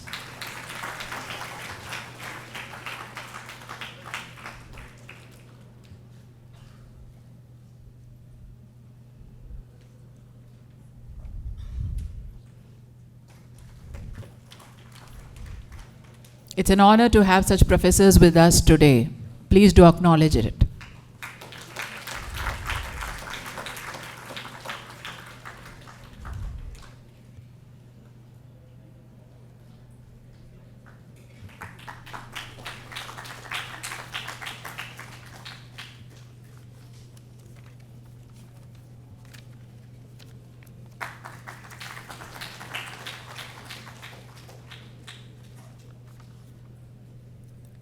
Thank you, Honorable Vice Chancellor. Thank you, sir. May I now request Professor Ajay Patnaik, Dean, School of International Studies, JNU, New Delhi, to please grace the dais. Before Sir gives his presentation, I would like to present him before you. Professor Patnaik has done his PhD from JNU. He has been teaching in the same university since 1989. He has been a chairperson of the Center for Russian and Central Asian Studies twice. Professor Patnaik was a visiting scholar to University of Cambridge, California State University, USA, Institute of Ethnography, Moscow, Institute of Oriental Studies, Moscow. He has authored 4 books, the recent being Central Asia, Geopolitics, Security and Stability, published by Routledge. Currently, he is the Dean, School of International Studies, JNU. He is on the academic bodies of many institutions in India and on the editorial board of many journals in India and abroad. We welcome you, sir, to present before us your thoughts. Thank you. Esteemed Vice Chancellor, distinguished guests, dear colleagues, students and friends. First of all, I must thank the Gitam school, the university, for inviting me to this beautiful city. It's so beautiful, Though I am from the neighboring state originally, but I had never visited this site. That was very impressive, the coast, the beaches, everything is so impressive here. And the weather, of course. Now, my presentation will be the dynamics in this relationship and how it has been moving from economic to the strategic. As you know that everyone has been saying how this was formed about 50 years or more than 50 years back in 1967. From 5 original, it has moved on to become 10-member grouping. And later, you have ASEAN plus 3, which is included Japan, Korea, and China. Then it became ASEAN plus 6, with the addition of India, Australia, and New Zealand. And today, they also have the enlarged scope of the ASEAN now today is 18 members, when they called US and Russia for the East Asia Summit.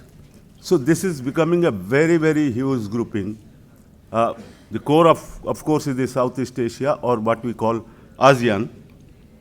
But then how come these small countries become so important globally? Barely 3 decades earlier, if you look at the region, Cold War between the Soviet Union and the West, they kept this region divided. They were not united. During the Cold War, there was division. Some of the states were part of Southeast Asian Treaty Organization, like you had the NATO there, we had SEATO here, and obviously India was closer to Soviet Union. So many of these countries did not, have that kind of close relationship like they have today, post-Cold War, in those times. And some of the countries, like Vietnam, Cambodia, and Laos, they retained their anti-US orientation till the end of the Cold War, and with which India had very close relationship. So we had certain countries which are very close to us during the Cold War, certain countries which are normal relationship with us but not very close. So the situation changes the moment Cold War division collapses. After the disintegration of Soviet Union, this division collapses. In fact, globally as well as regionally, when you find that most these countries are coming closer, the Southeast Asian nations are coming closer. So first thing, the old divides were not relevant anymore. For India, how we could access this region, get closer to this region. The old division has gone now, post-Cold War. Secondly, ASEAN economies in the 70s, 80s, and large extent in the 90s, they were very successful economies. When India was struggling with economic difficulties, they had done pretty well in economic terms. So they became an attraction to revive the Indian economy, because in 1991, if you remember, it's very difficult condition for India. They're looking to globalize, but to globalize, you will have to have some partners. So ASEAN became our natural partner because it is in our extended neighborhood. We had our South Asian neighbor, and beyond that we have the extended neighborhood, which includes, on this side, the Southeast Asian countries. On the other side, beyond Pakistan and Afghanistan, we have the Central Asian, Eurasian countries. So when this context changed, Indian government evolved under the visionary leadership of one of the most seasoned politicians of this country, a great intellectual mind, a man from this part of the country, that is from Andhra, Prime Minister Narasimha Rao. Under his leadership, not only was Indian economy reforming, but also Indian approach to this region has changed. And in 1992, he was the architect of India's Look East policy. So the credit goes not just the context, but the leadership also, its vision, which undertook this great policy towards Southeast Asia. And Narasimha Rao can be credited with that vision, which propelled India into very close relationship with the Southeast Asian countries. So the policy soon showed results. The early economic push for which India had tried to access the Southeast Asian countries had shown results. From only $2 billion trade in 1992, as has been said in the morning, the trade has gone more than $70 billion. Some figures will give you $75 billion. Huge trade. Within a very short span of time, from 2 billion to more than 70 billion, it's a huge trade. If you compare it with, for example, Russia, which is our closest partner politically, historically, the trade is not even, the average trade is not with Russia so much. You have 10 countries with about more than $70 billion. So the average per country would be about $7 billion. With Russia, we are struggling with 7 to 10 billion, 8 to 10 billion dollars. So much arms purchase from Russia, everything, but still our trade is struggling. So here is a huge jump in this direction. We signed FTA in goods, free trade agreement in goods in 2009, then free trade agreement in services and investment in 2014. So we have made a lot of institutional integration. So we have been part of these institutional mechanisms of ASEAN. So from mid-90s, when India became a special dialogue partner of ASEAN, to its membership of the first East Asian Summit in 2005, India slowly crawled back into the region's institutional structures. So today, India gradually is becoming part of ASEAN's institutional structures. After arguing for years that India had no place in Southeast Asia, let alone the larger framework of East Asia, the region began to accept gradually India's relevance to the Asian order. To the order in whole of Asia, now India's relevance is accepted by all Southeast Asian countries. As India's economic growth gathered momentum, its relationship with all great powers, especially the United States, China, and Russia, and Japan, they went on the upswing. As in this century, when India started becoming economically very powerful, and of course militarily. The region became more open to considering the importance of New Delhi for strategic future of Asia. With the decision to set up East Asian Summit and draw India as a founding member, ASEAN signaled its interest in a more explicit Indian role in contributing to regional security. Since then, the interest of the ASEAN for security cooperation with India has steadily grown. As great power relations deteriorated and regional conflict deepened after 2010, we have a lot of problems now between big powers. I don't tell you Russia-US relationship today after Ukraine. You have China-US relationship deteriorating, Japan-China relationship. So when this great power relationship is deteriorating, most of these regional states are looking at India for contributing to regional security order and India as a balancer in this region.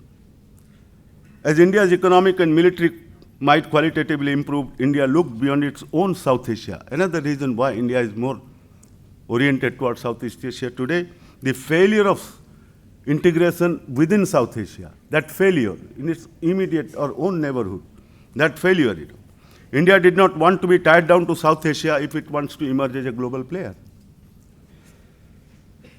Failure of South Asian integration prompted India to look for integration with its extended neighborhood in Southeast Asia, which had no historical conflict with India and was economically a prosperous region that could help India's rise as an economic power. Post-Cold War, India's foreign policy orientation has also changed.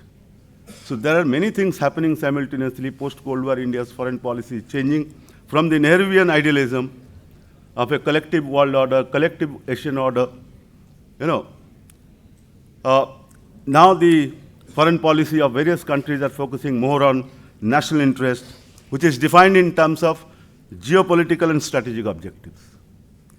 This is how we are defining national interest, more in terms of geopolitical and strategic objectives.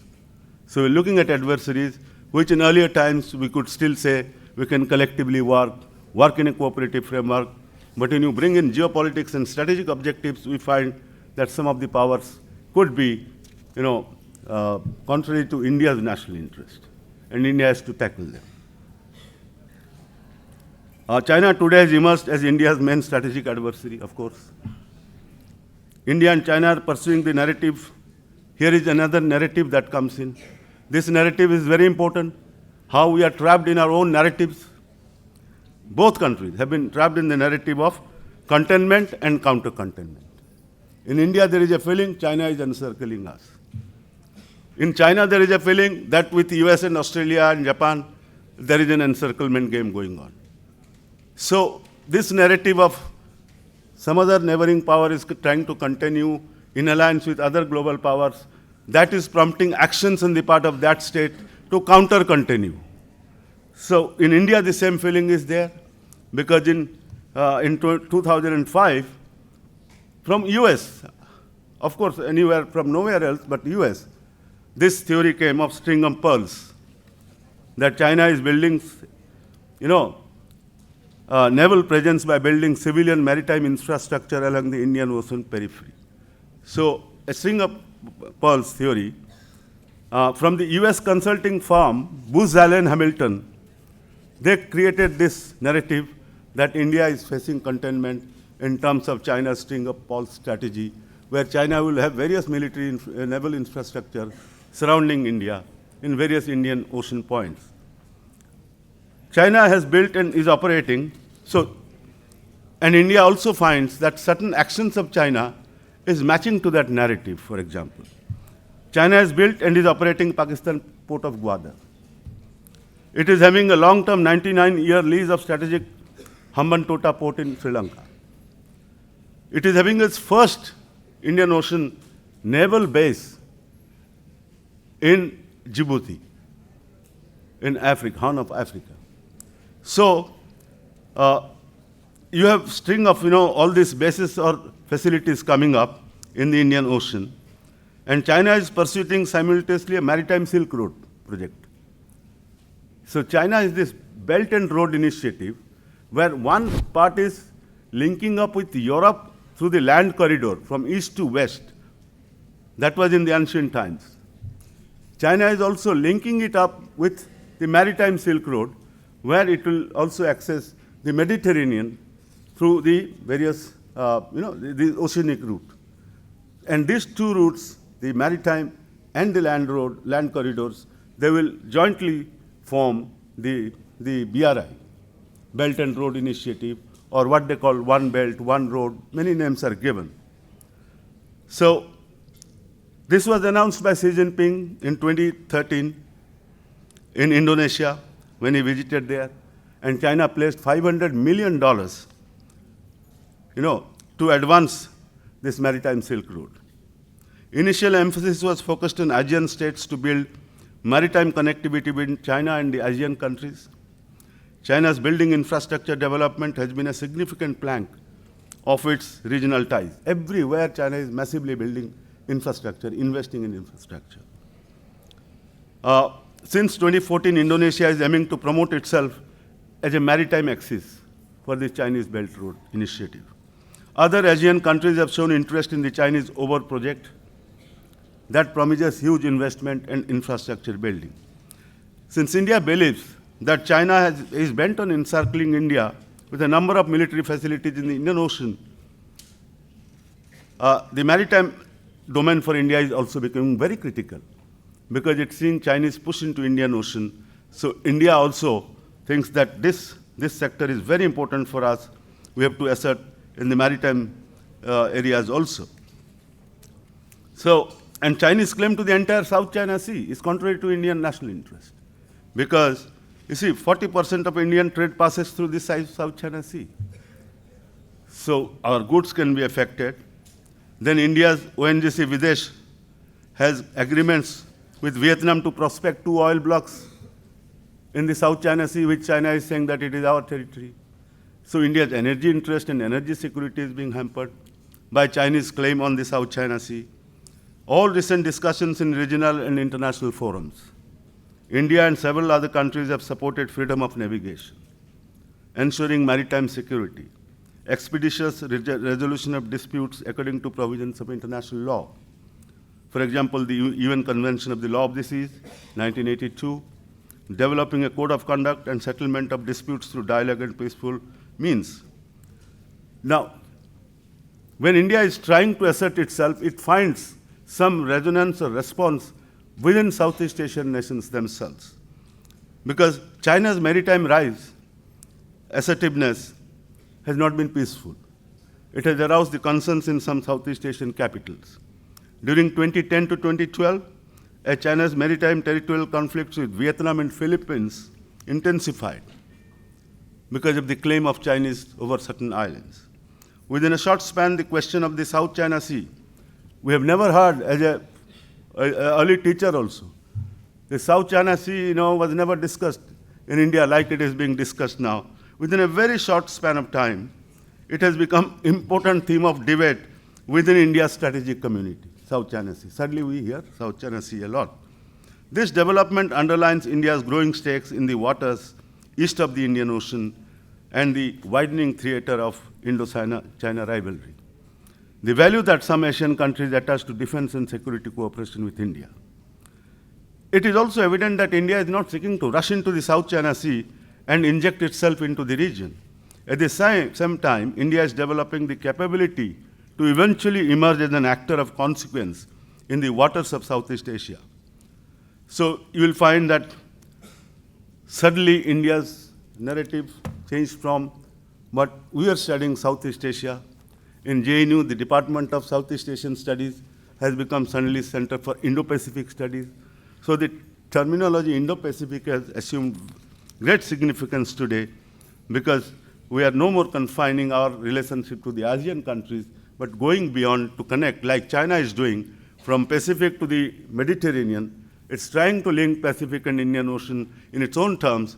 India's interest also lies in linking these two oceans, in its own terms, or at least not detrimental to its own interests. So Japan has been encouraging in this. Australia has been encouraging us this. So these factors, where some of the Asian countries, Southeast Asian countries have problems with China's rise, and major powers in the region, especially in East Asia, like Japan, Australia in the Pacific, New Zealand, all these countries are siding or backing India to play a greater role in the Indo-Pacific region. So the Indo-Pacific has become very, very important for Indian strategic and policy-making circles, and also in scholarly circles. Indo-Pacific is the term now which is more often used. Now, the shift to Indo-Pacific, of course, is geopolitical.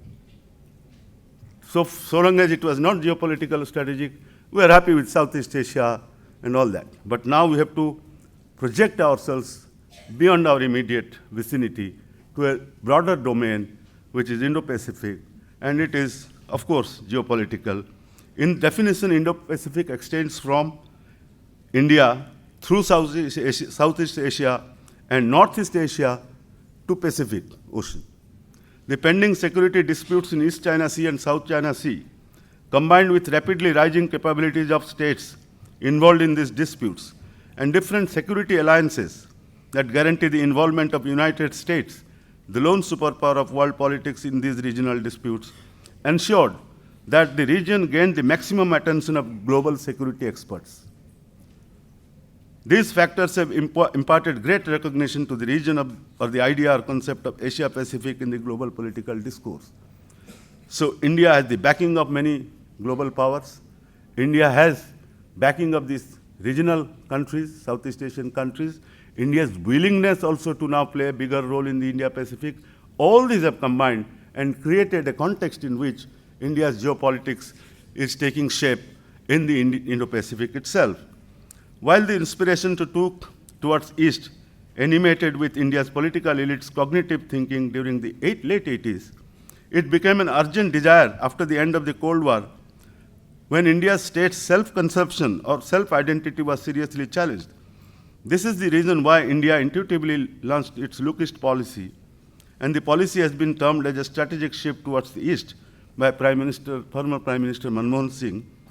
Even external media reports have noted India's desire for an Asia-Pacific identity and the role of status and recognition that comes because of this identity, which is driving India to surge forward in the East.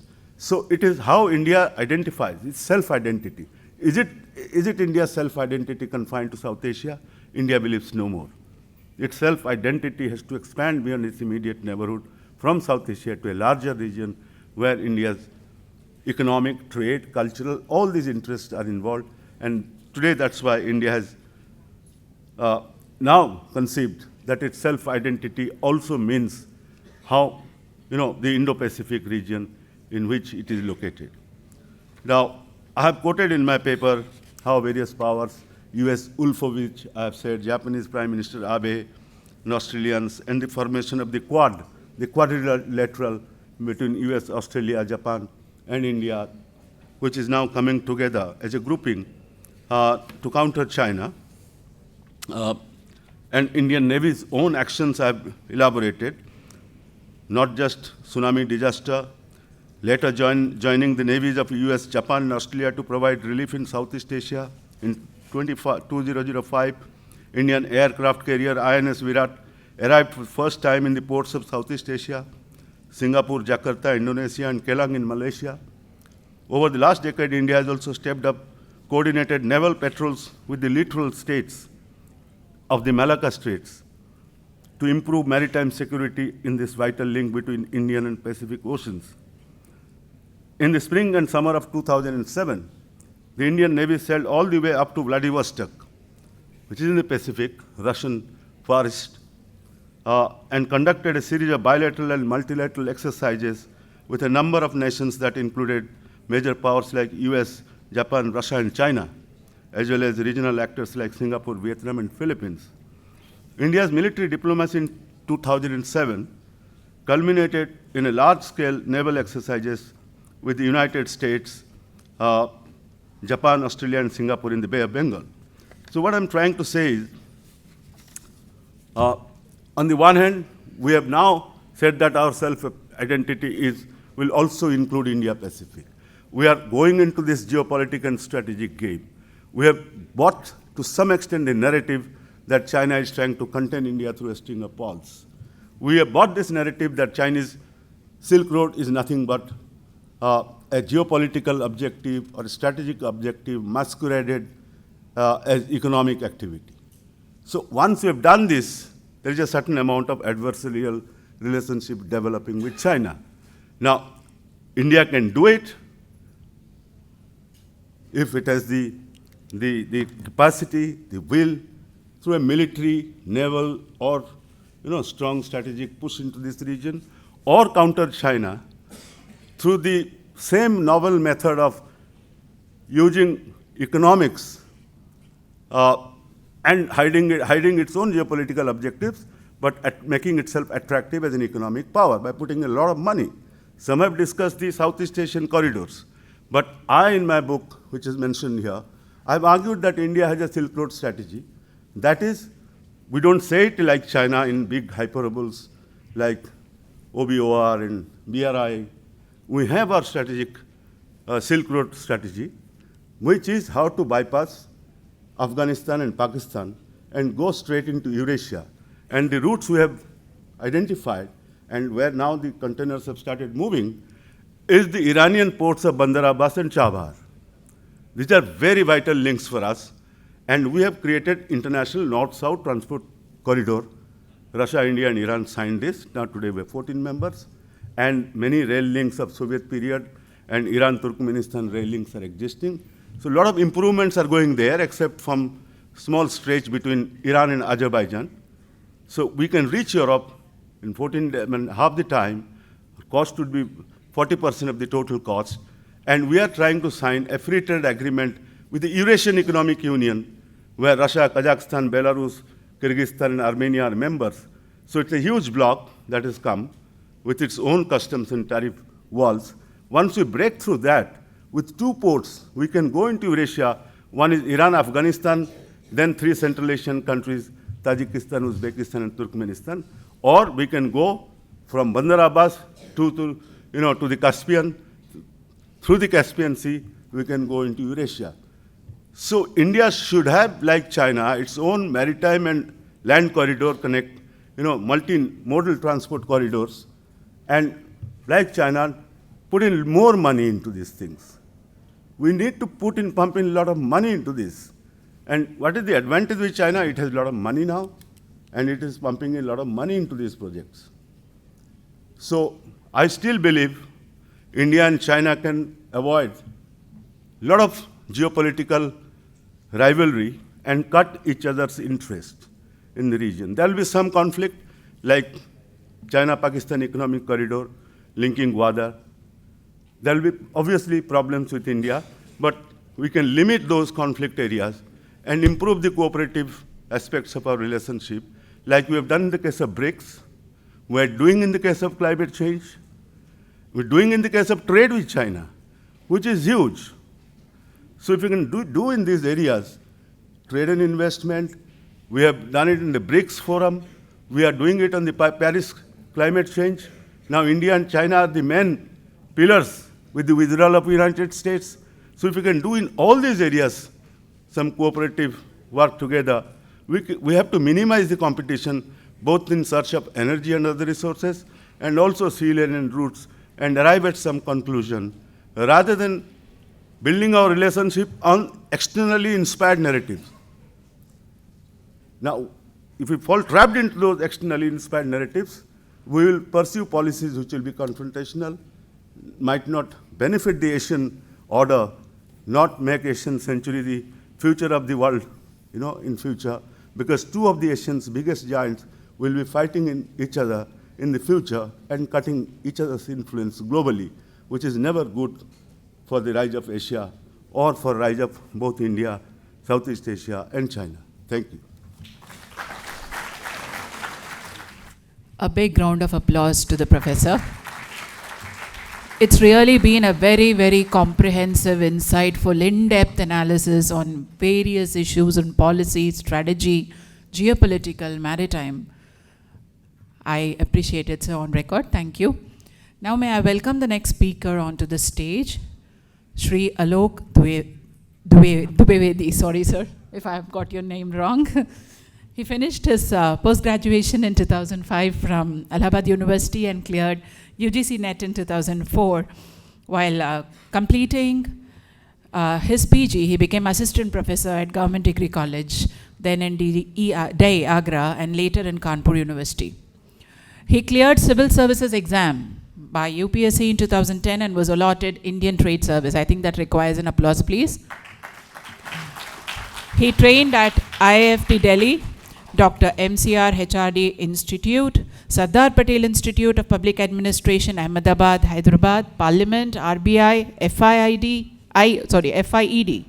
WTO Matters at Center for WTO Studies, National Academy of Customs, Excise and Narcotics, Mumbai, GST Matters at NFIM, Faridabad. Very learned person, in fact. Currently, he is heading DGFT Regional Authority of Visakhapatnam and Vijayawada, that's the whole state of Andhra Pradesh, as Deputy Director General of Foreign Trade. May we welcome him onto the dais, please. My heartiest greetings to the delegates, faculty, students, and participants.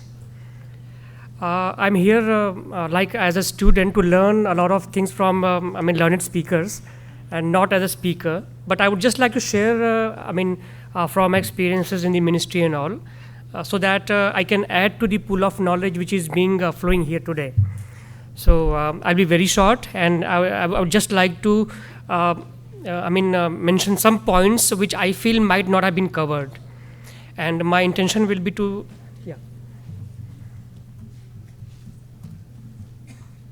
it's okay. I'll do this, no problem. And I'll just talk from the point of view of foreign trade, basically. Okay, I have the actual people from Asian countries, His Excellency, the Ambassador of Myanmar, and from other consulates. I did not have chance to interact today, but from their talks, I felt what their visions are. I got a chance from learned professor from JNU, one of the most reputed institutes in the world, and from the Gitam University, Honorable Chancellor, Honorable Vice Chancellor, Honorable Directors, and Radha Madam, and other learned faculty in this university. I'll be very, so I would just, I just jotted out all the points which I felt I could speak here. But I felt many things are covered. So I just go on which I feel I can say. Okay, historical ties, already said. But here I would just like to repeat one thing. One greatest point was made by the President Sukarno of Indonesia, when he mentioned that, in one of his speeches that, he feels the blood of Indian continent flowing in the veins of his people. It is just metaphoric. It means how deep cultural ties we had. So this reflected the whole affiliation this whole Southeast Asia and India has. So that's why I quoted that. This is already said, Angkor Wat Temple in Ramayana Mahabharat, we all well aware about. And one thing really fascinated me is that the Garuda, is the name of the airlines in Malaysia. And also, many Hindu, or Hindu here, I don't mean religion. Hindu, I mean area, region. Hindu, symbols are found in most of the Southeast Asian countries. So these things need, they're clear in itself that how much deep ties we used to have and we still have. It is now formalized. Earlier we had natural ties. Okay. Geopolitical concerns, I just wanted to say that in the Brussels Congress, it was about colonial era when the Indian leadership was having full sympathy with those in Southeast Asia, because they were also facing the same problems from several European countries. So we had we both were the victims of this colonial and imperialism at that time. Right now, we both are facing security challenges, this piracy and terrorism and all these concerns. So these, threats, they have united us. I just was discussing Tripathi sir about piracy in Malacca Bay. So, and he just said that now it's it's better, stable now. So this is just a point I just wanted to make right now, that India and Southeast Asia have common cause of concern in which both can participate. Among the economic necessities, the most important factor is that India has advantage in services, while Southeast Asia, it has in this manufacture. So both are complementary and not competitive. So we don't have competition in this way. So we can work together. India is a developing country, and we need a lot of resources. Southeast Asia, Asian countries, they are very rich in resources. So again, we have complementary relations. One common factor which has erupted in South China Sea, It is just border countries of Vietnam, South Korea, Philippines, and Malaysia. They are affected there. So, India is being one of the greater powers in South Asia, Indian Ocean. It might act as balancing power to China. So several Southeast Asian countries look towards that. So this is also a point in which we can have good relations. We already have good relations. It can further be made on that. Then Indian ONGC has invested in Vietnam. So we want peaceful this movement of our ships. Okay, our community is very large, of the size of European Union. In terms of trade, Indian-Asian community is like NAFTA.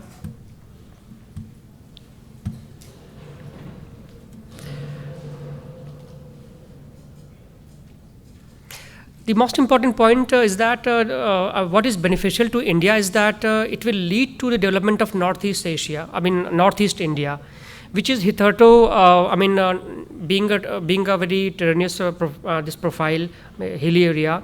So this relationship is very good for the development of Northeast India.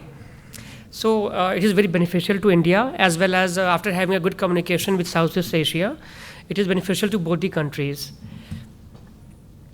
Then disease, many have erupted, they have come out, in these regions, so we have a common cause of concern.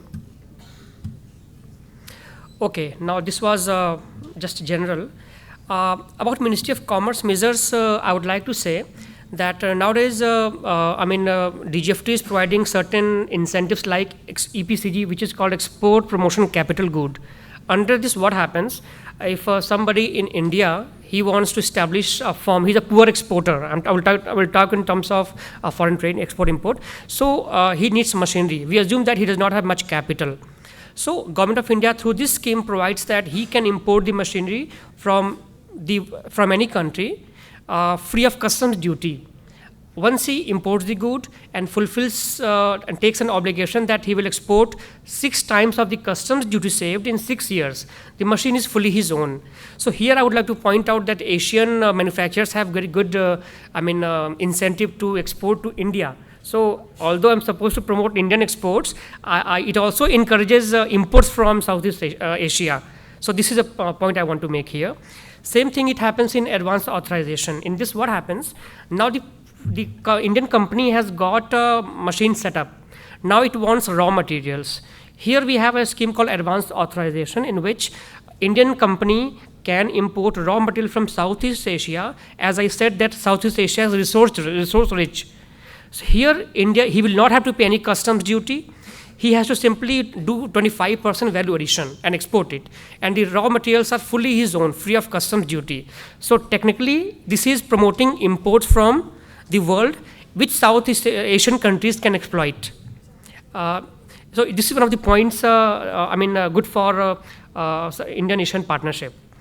Then recently, this RCEP is going on, which is a Regional Comprehensive Economic Partnership. Partnership basically in this, all the Asian countries which have FTAs with their members, they are, they will form we are negotiating an ASEAN plus 6 countries, Australia, New Zealand, South Korea, and I forgot the name of others, I'm sorry for that. So we are negotiating, and it will make a big trade bloc. So after this bloc is formed, then it will be very beneficial for this region. And Patnaik sir said that, India did not get that returns from South Asia, our neighbors like in SAARC. So, we will, along with that, this is additional plus point to India as well as the region. One fund has been created as CMD from Exim Bank said about CLMV approach. In this, government has created one development fund in which government is promoting, for trade in these regions. That is Cambodia, Laos, PDR, Myanmar, and Vietnam. So this is a good push to Indo-Asian relations and further economic ties. one thing more, which although Patnaik sir had said, but I like this very much, that the President of United States mentioned this belt as Indo-Pacific rather than Asia-Pacific. So it shows the paradigm shift from importance of India in this region. So it's very good terminology. I appreciate that. Thanks.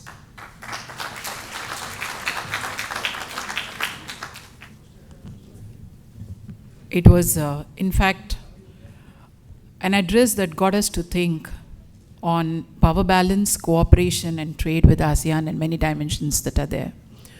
Thank you very much, Alok Dwivedi ji. And sorry for pronouncing your name wrong. Yeah. Now we'll break for lunch. We will be having technical sessions at GSIB. Thank you for joining us once again, and thank you all distinguished speakers today for gracing the occasion. Do please join us at GSIB Hall. Thank you. Taken the opportunity to come to Visakhapatnam or Vizag and to attend this seminar. Anyway, I have submitted a paper. That paper is a long paper. The answer and explanation is in the positive. Now India is considered an emerging power, a global player in international, global, as well as regional politics. If so, then India needs to be a standard as per to reduce its poverty, to be developed as per the international standard. India is still suffering from poverty. Poverty exists in varying degrees in Indian life. Only concern of Bangladesh government and Pakistan government. It is also global concern. That is why nowadays different international agencies like UNDP, like UNICEF, they are also planning and administering different plans and projects. For example, midday meal, for example, universal primary and secondary education. So development is a global concern. It is no longer national, domestic concern. Now to come to the original discussion, what is poverty? As per the economics theorists, poverty is the absence and lack of development. It is the inability to attain a minimal standard of living. This minimal standard consists of nutritional and biological requirements like food, shelter, as well as some social aspects like education, health, sanitation, etc. However, these standards or level vary from country to country and from time to time. You must use some bigger ponds. The pond is so small. The space is more, space is there. So you must make the pond bigger. So it will catch the attention of the audience. Okay. Well done, Nana. Congratulations. We're going to present this paper on. Very good afternoon, Honorable Chairperson Professor Rao and Co-Chairperson Professor Mahapatra, and friends. That my topic is statistical Jacob hypothesis, India versus ASEAN countries, a panel communication approach. So, why this study? Because India in 1991, India faced a severe balance of payment crisis, and that is the beginning of the floating exchange rate system. Earlier, the exchange rate was fixed exchange rate, and due to this floating exchange rate system, that effect can be seen in the trade. The effect of exchange rate volatility on trade. So this J curve. So what does this mean? So J curve is when there is a devaluation or depreciation in home currency, that will be have a effect on the trade balance. So in the short run, first the trade balance will deteriorate, and in the long run, there will be an improvement in the trade balance. So, what is the reason of the trade balance to deteriorate in the short run? Because the exports and imports are done in advance, let us say 6 months or 1 year in advance. So that is controlled by the contracts. And due to this, conducted the interview of Minister of Indonesian parliamentarians. He talked much about these things. No, there is no such thing like NATO intervention, like collective security. We have this community concept. There's a communication gap between Indonesian Indians because we don't know their language and they don't know our language. That is and lack of public participation and perception also there. There intra-ASEAN disputes over maritime and mutual suspense districts.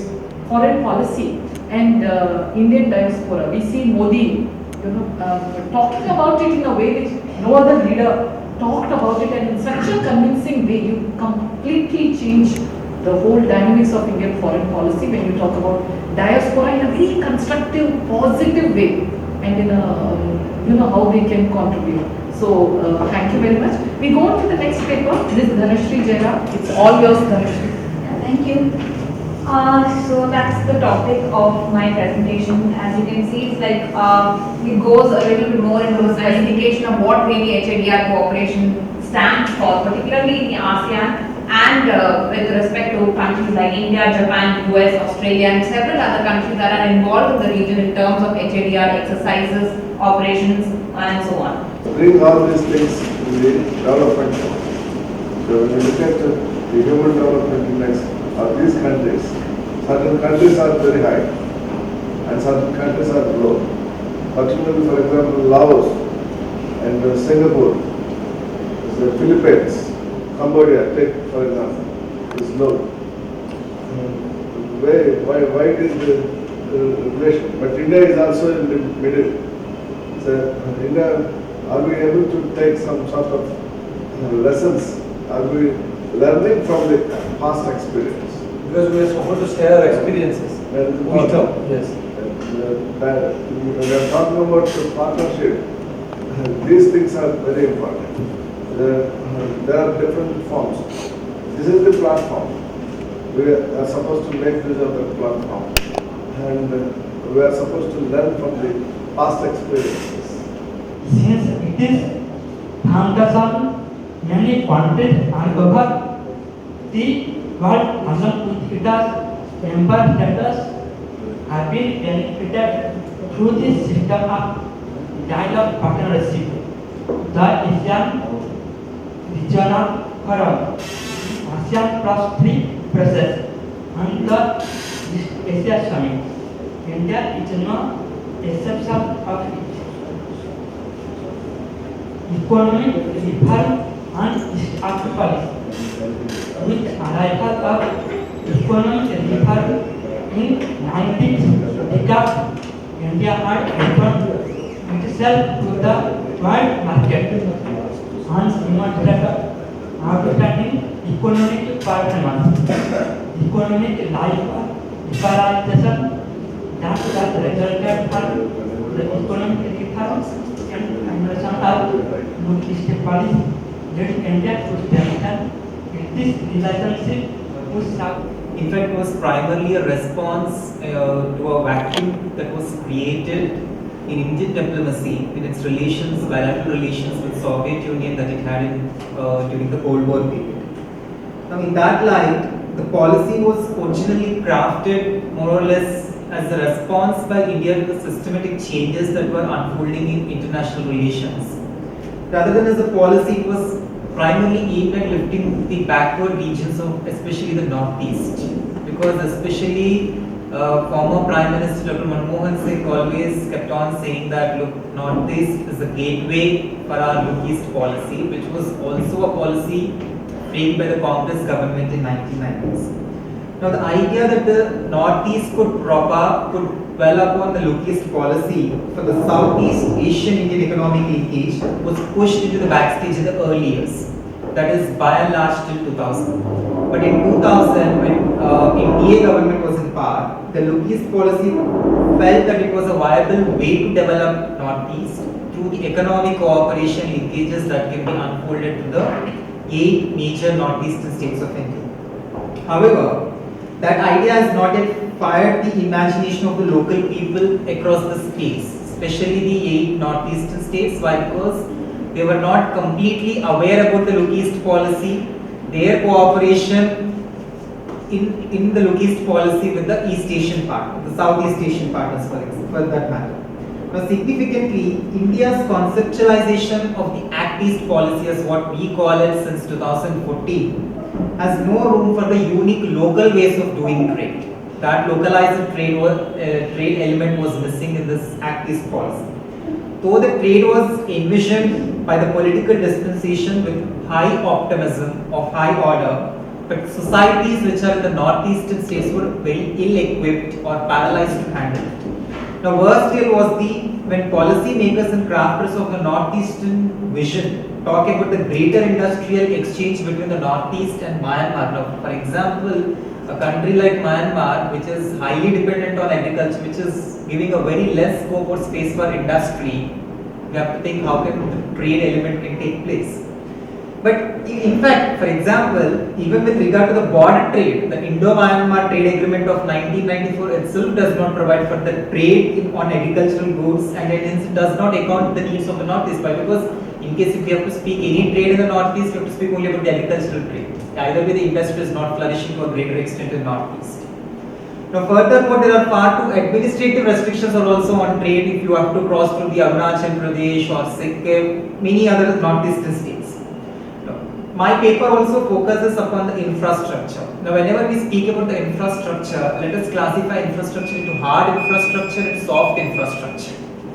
The former refers to the physical structures or facilities that support the society and economy. Now, hard infrastructure includes your transport, that includes your roads, rails, so on. Energy can also facilitate much speedier movement of the goods and services. Fourth is greater regional integration through enhanced physical connectivity supports the trade and investment, including your FDI, expansion and the financial market development. Now, when it comes to the regional security in Southeast Asia, many of us have dwelled upon the role of the 2 Asian powers. It's going to be a nation century, but don't know who is going to dominate in that nation century, whether it's Japan, India, or China. But of course, by and large, there is a consensus that it's going to be a nation century. Now, even in the contemporary international politics also you see a shift from west to east that is taking place, and also if you have to say when you go back to colonial times we are moving from land centric thinking to ocean centric thinking. That is a major development that is taking place in IR now. And so second, if I have to give a general statement, India, Pakistan or any other country might not come to a common consensus on any issue because of the fact that it's an international pursuit is a soft law. What will be law to India may not be necessarily law to Pakistan. And that is why we are having a lot of difficulty in codifying many provisions of public international law. If those provisions would have been codified, I'm very sure, ma'am, the South China Sea dispute would have never arose. Again, sir, that's a personal opinion. Technical sessions. I again thank all the paper presenters in the various technical sessions. The sessions were really fruitful. And I have seen many of the sessions, there were a lot of discussions. I think time is not enough, but I have requested the chairpersons to end the technical sessions because the Professor Ajay Patnaik has to leave, and because many participants requested they are going to leave. That is the reason I asked them to close different sessions, but we'll find out one more opportunity to discuss on such similar issues. Now I would request Professor R. Venkateshwarlu sir to give his closing remarks, our Associate Dean.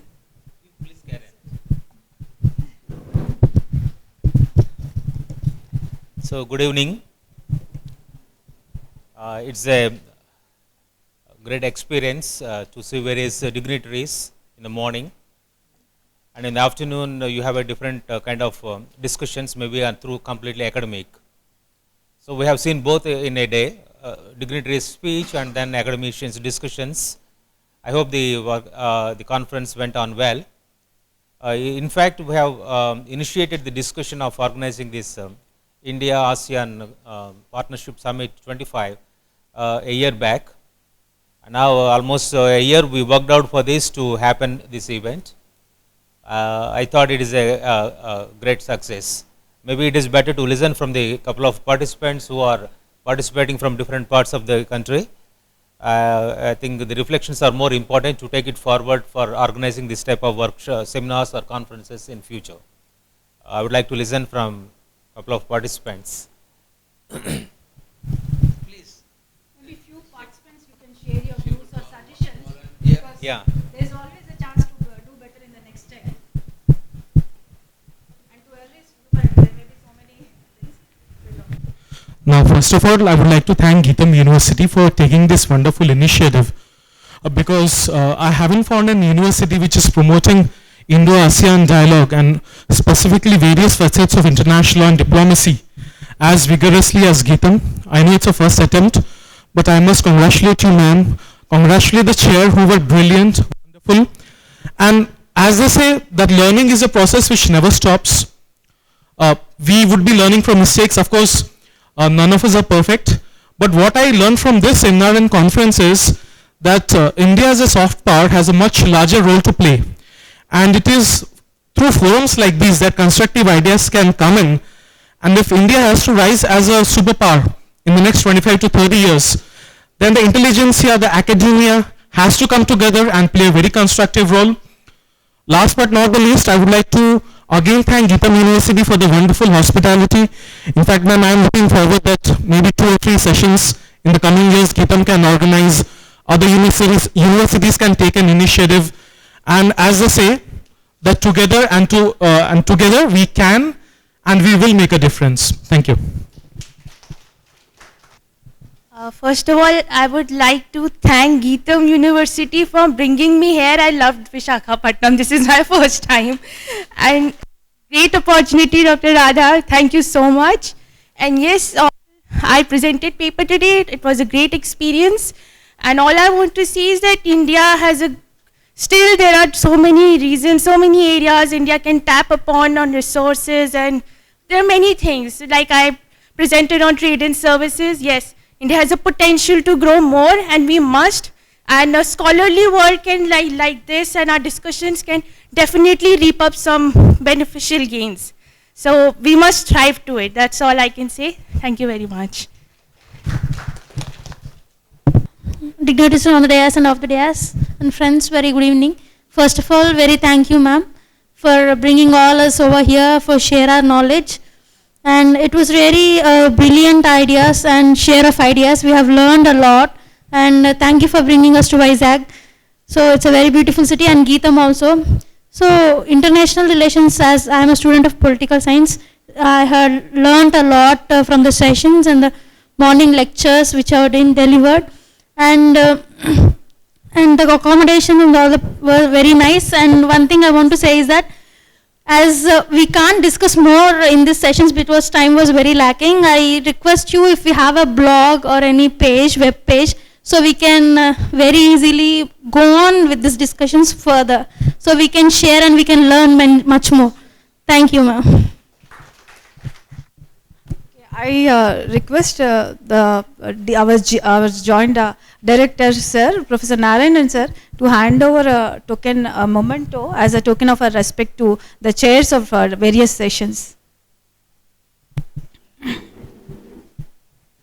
Please. Professor Prasad Rao, sir, please accept. No, sir. Thank you, sir. Professor Anil Kumar Mahapatra, sir.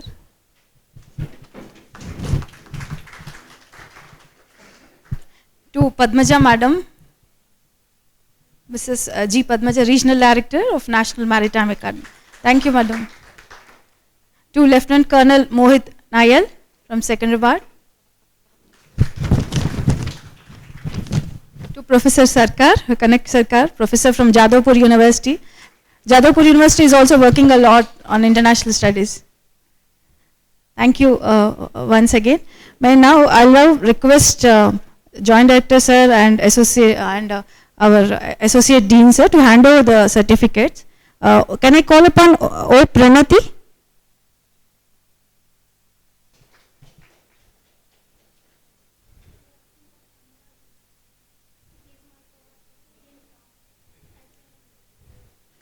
Professor Kanak Sarkar, sir also presented a paper on principles and objectives of poverty in the ASEAN.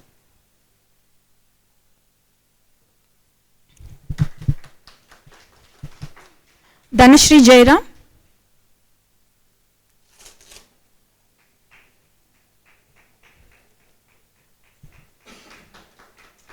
Chanakya Aryabhatta.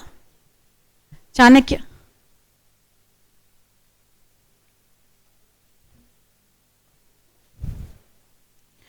Kamaraju. You can collect on.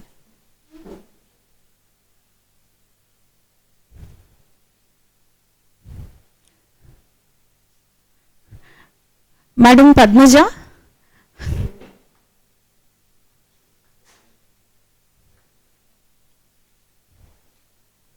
Anirudh Chaudhary.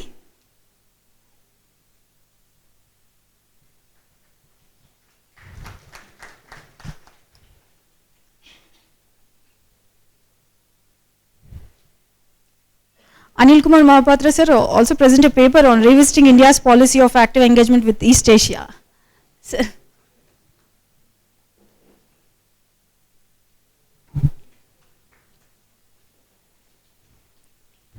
Anudeep, G. Anudeep.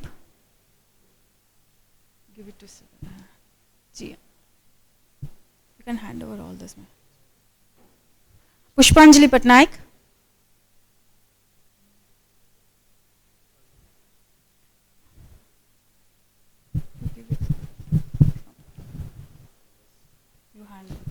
Reshma Rani.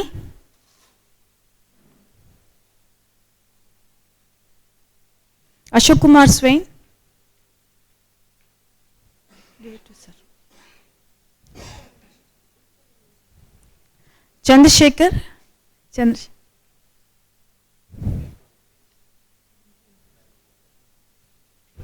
Akhilesh Kumar.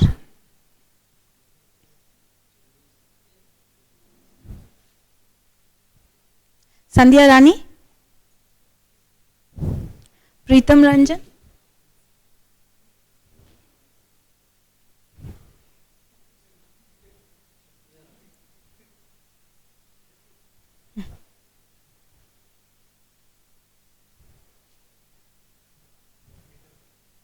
Preetam. Arnav Kumar Nishank.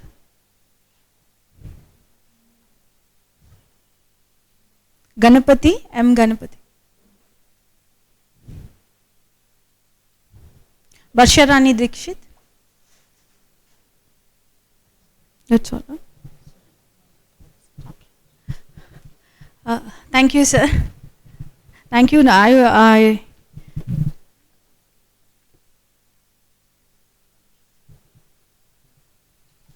If any names missed out, you can collect afterwards. Now I request our Joint Director sir to present his closing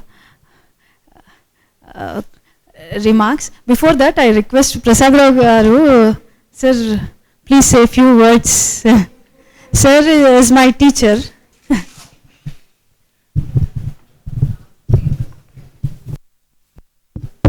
Hello. Distinguished dignitaries on the dais, particularly Venkateswarlu Garu and Narayanan Saru, Padmaja Madam, or Anil Kumar, Radha, Dr. Radha, and other dignitaries on the dais, ladies and gentlemen of the dais, dignitaries. I just want to, for the last, since morning we have been listening and talking, and so much is intellectual output we are receiving. What exactly you feel about Asian? I just want to know. Anybody can say. Since morning we have been listening so much information about India and ASEAN Partnership at 25. What you feel? What is the feeling we are having? That's wonderful. we feel this is the most successful and influential association in the world. That is the feeling I have. In spite of we are in the SAARC region, we are playing a crucial role. If we are in different forms, different associations. In spite of all, but this is the association giving us the complete happiness. And this is the most successful. The most successful for various reasons. And the lot has been done so far, but still a lot has to go. There's no doubt about it. So once upon a time, as Asian, we feel proud. The Asian tigers. Really we feel that is, we are tigers. We say Asian miracles. We feel we are the creator. We are the miracles. So that was the feeling we got it because of these countries. Look at how they grown in the past. Look at their growth rates. Look at their what do we call income, the index, health index, or any sort of index, human development index. Say 90. Oh, 0.9. So, of course, some of the countries is a low level, even in the Asian countries. I'm not denying. This is the point I would like to say is when West is passive, East is active. Of course, when East is passive, West is active. That's how we are balancing the world economy, and that's how surviving. The whole economy, 60% in Asia population, including the ASEAN region. Most of the beauty of these countries, population. The beauty of these countries, how they grown up. So this is the discussion we are supposed to listen since morning, and particularly India and these countries having so many similarities. Look at their agriculture. Look at our agriculture. Industry, our industry. Services, all sorts of things are same. Not today. It's many centuries. The ties, trade ties, links, all of them put together. That was the situation we have been, and particularly we have reached a mark. The beauty of these countries. Why we are looking at India-Asean Partnership? Because these are the beautiful countries. The small is beautiful. Can you hear anywhere in the white elephant? That is the beauty of this country. Look at these countries. The beauty is very, very, very low cost incomes, low cost economies. That is the beauty of the country. Look at the people. They are enjoying all sorts of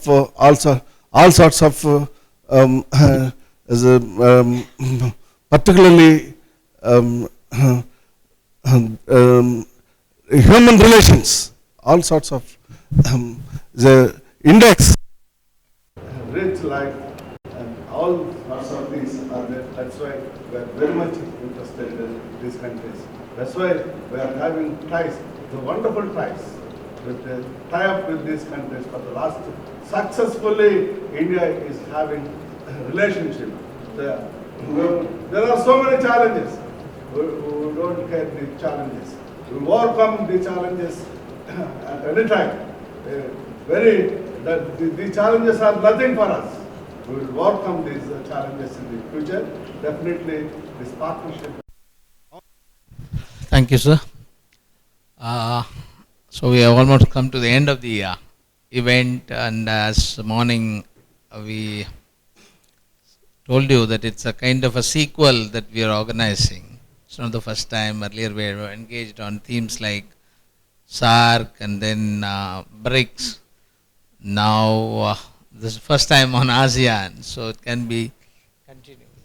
So so much so that as we were discussing, there is no future for when we are talking about Asian century unfolding, where be it world polity or world economics, definitely ASEAN is going to play a big role. And obviously those countries in Asia but not part of ASEAN need to obviously understand the equations, work for it, strengthen their partnerships. There are so many other dimensional areas in which it can grow, and that is the path in which it is growing also. Suffice it to say that lot more would be in store, and already a lot of proposals at the governance level is happening to engage with ASEAN. And there will be a lot more opportunities even for youngsters. So the demographic dividend many of these countries enjoy obviously need to be reaped for the world to grow, for the societies to survive, obviously to humanities to survive also.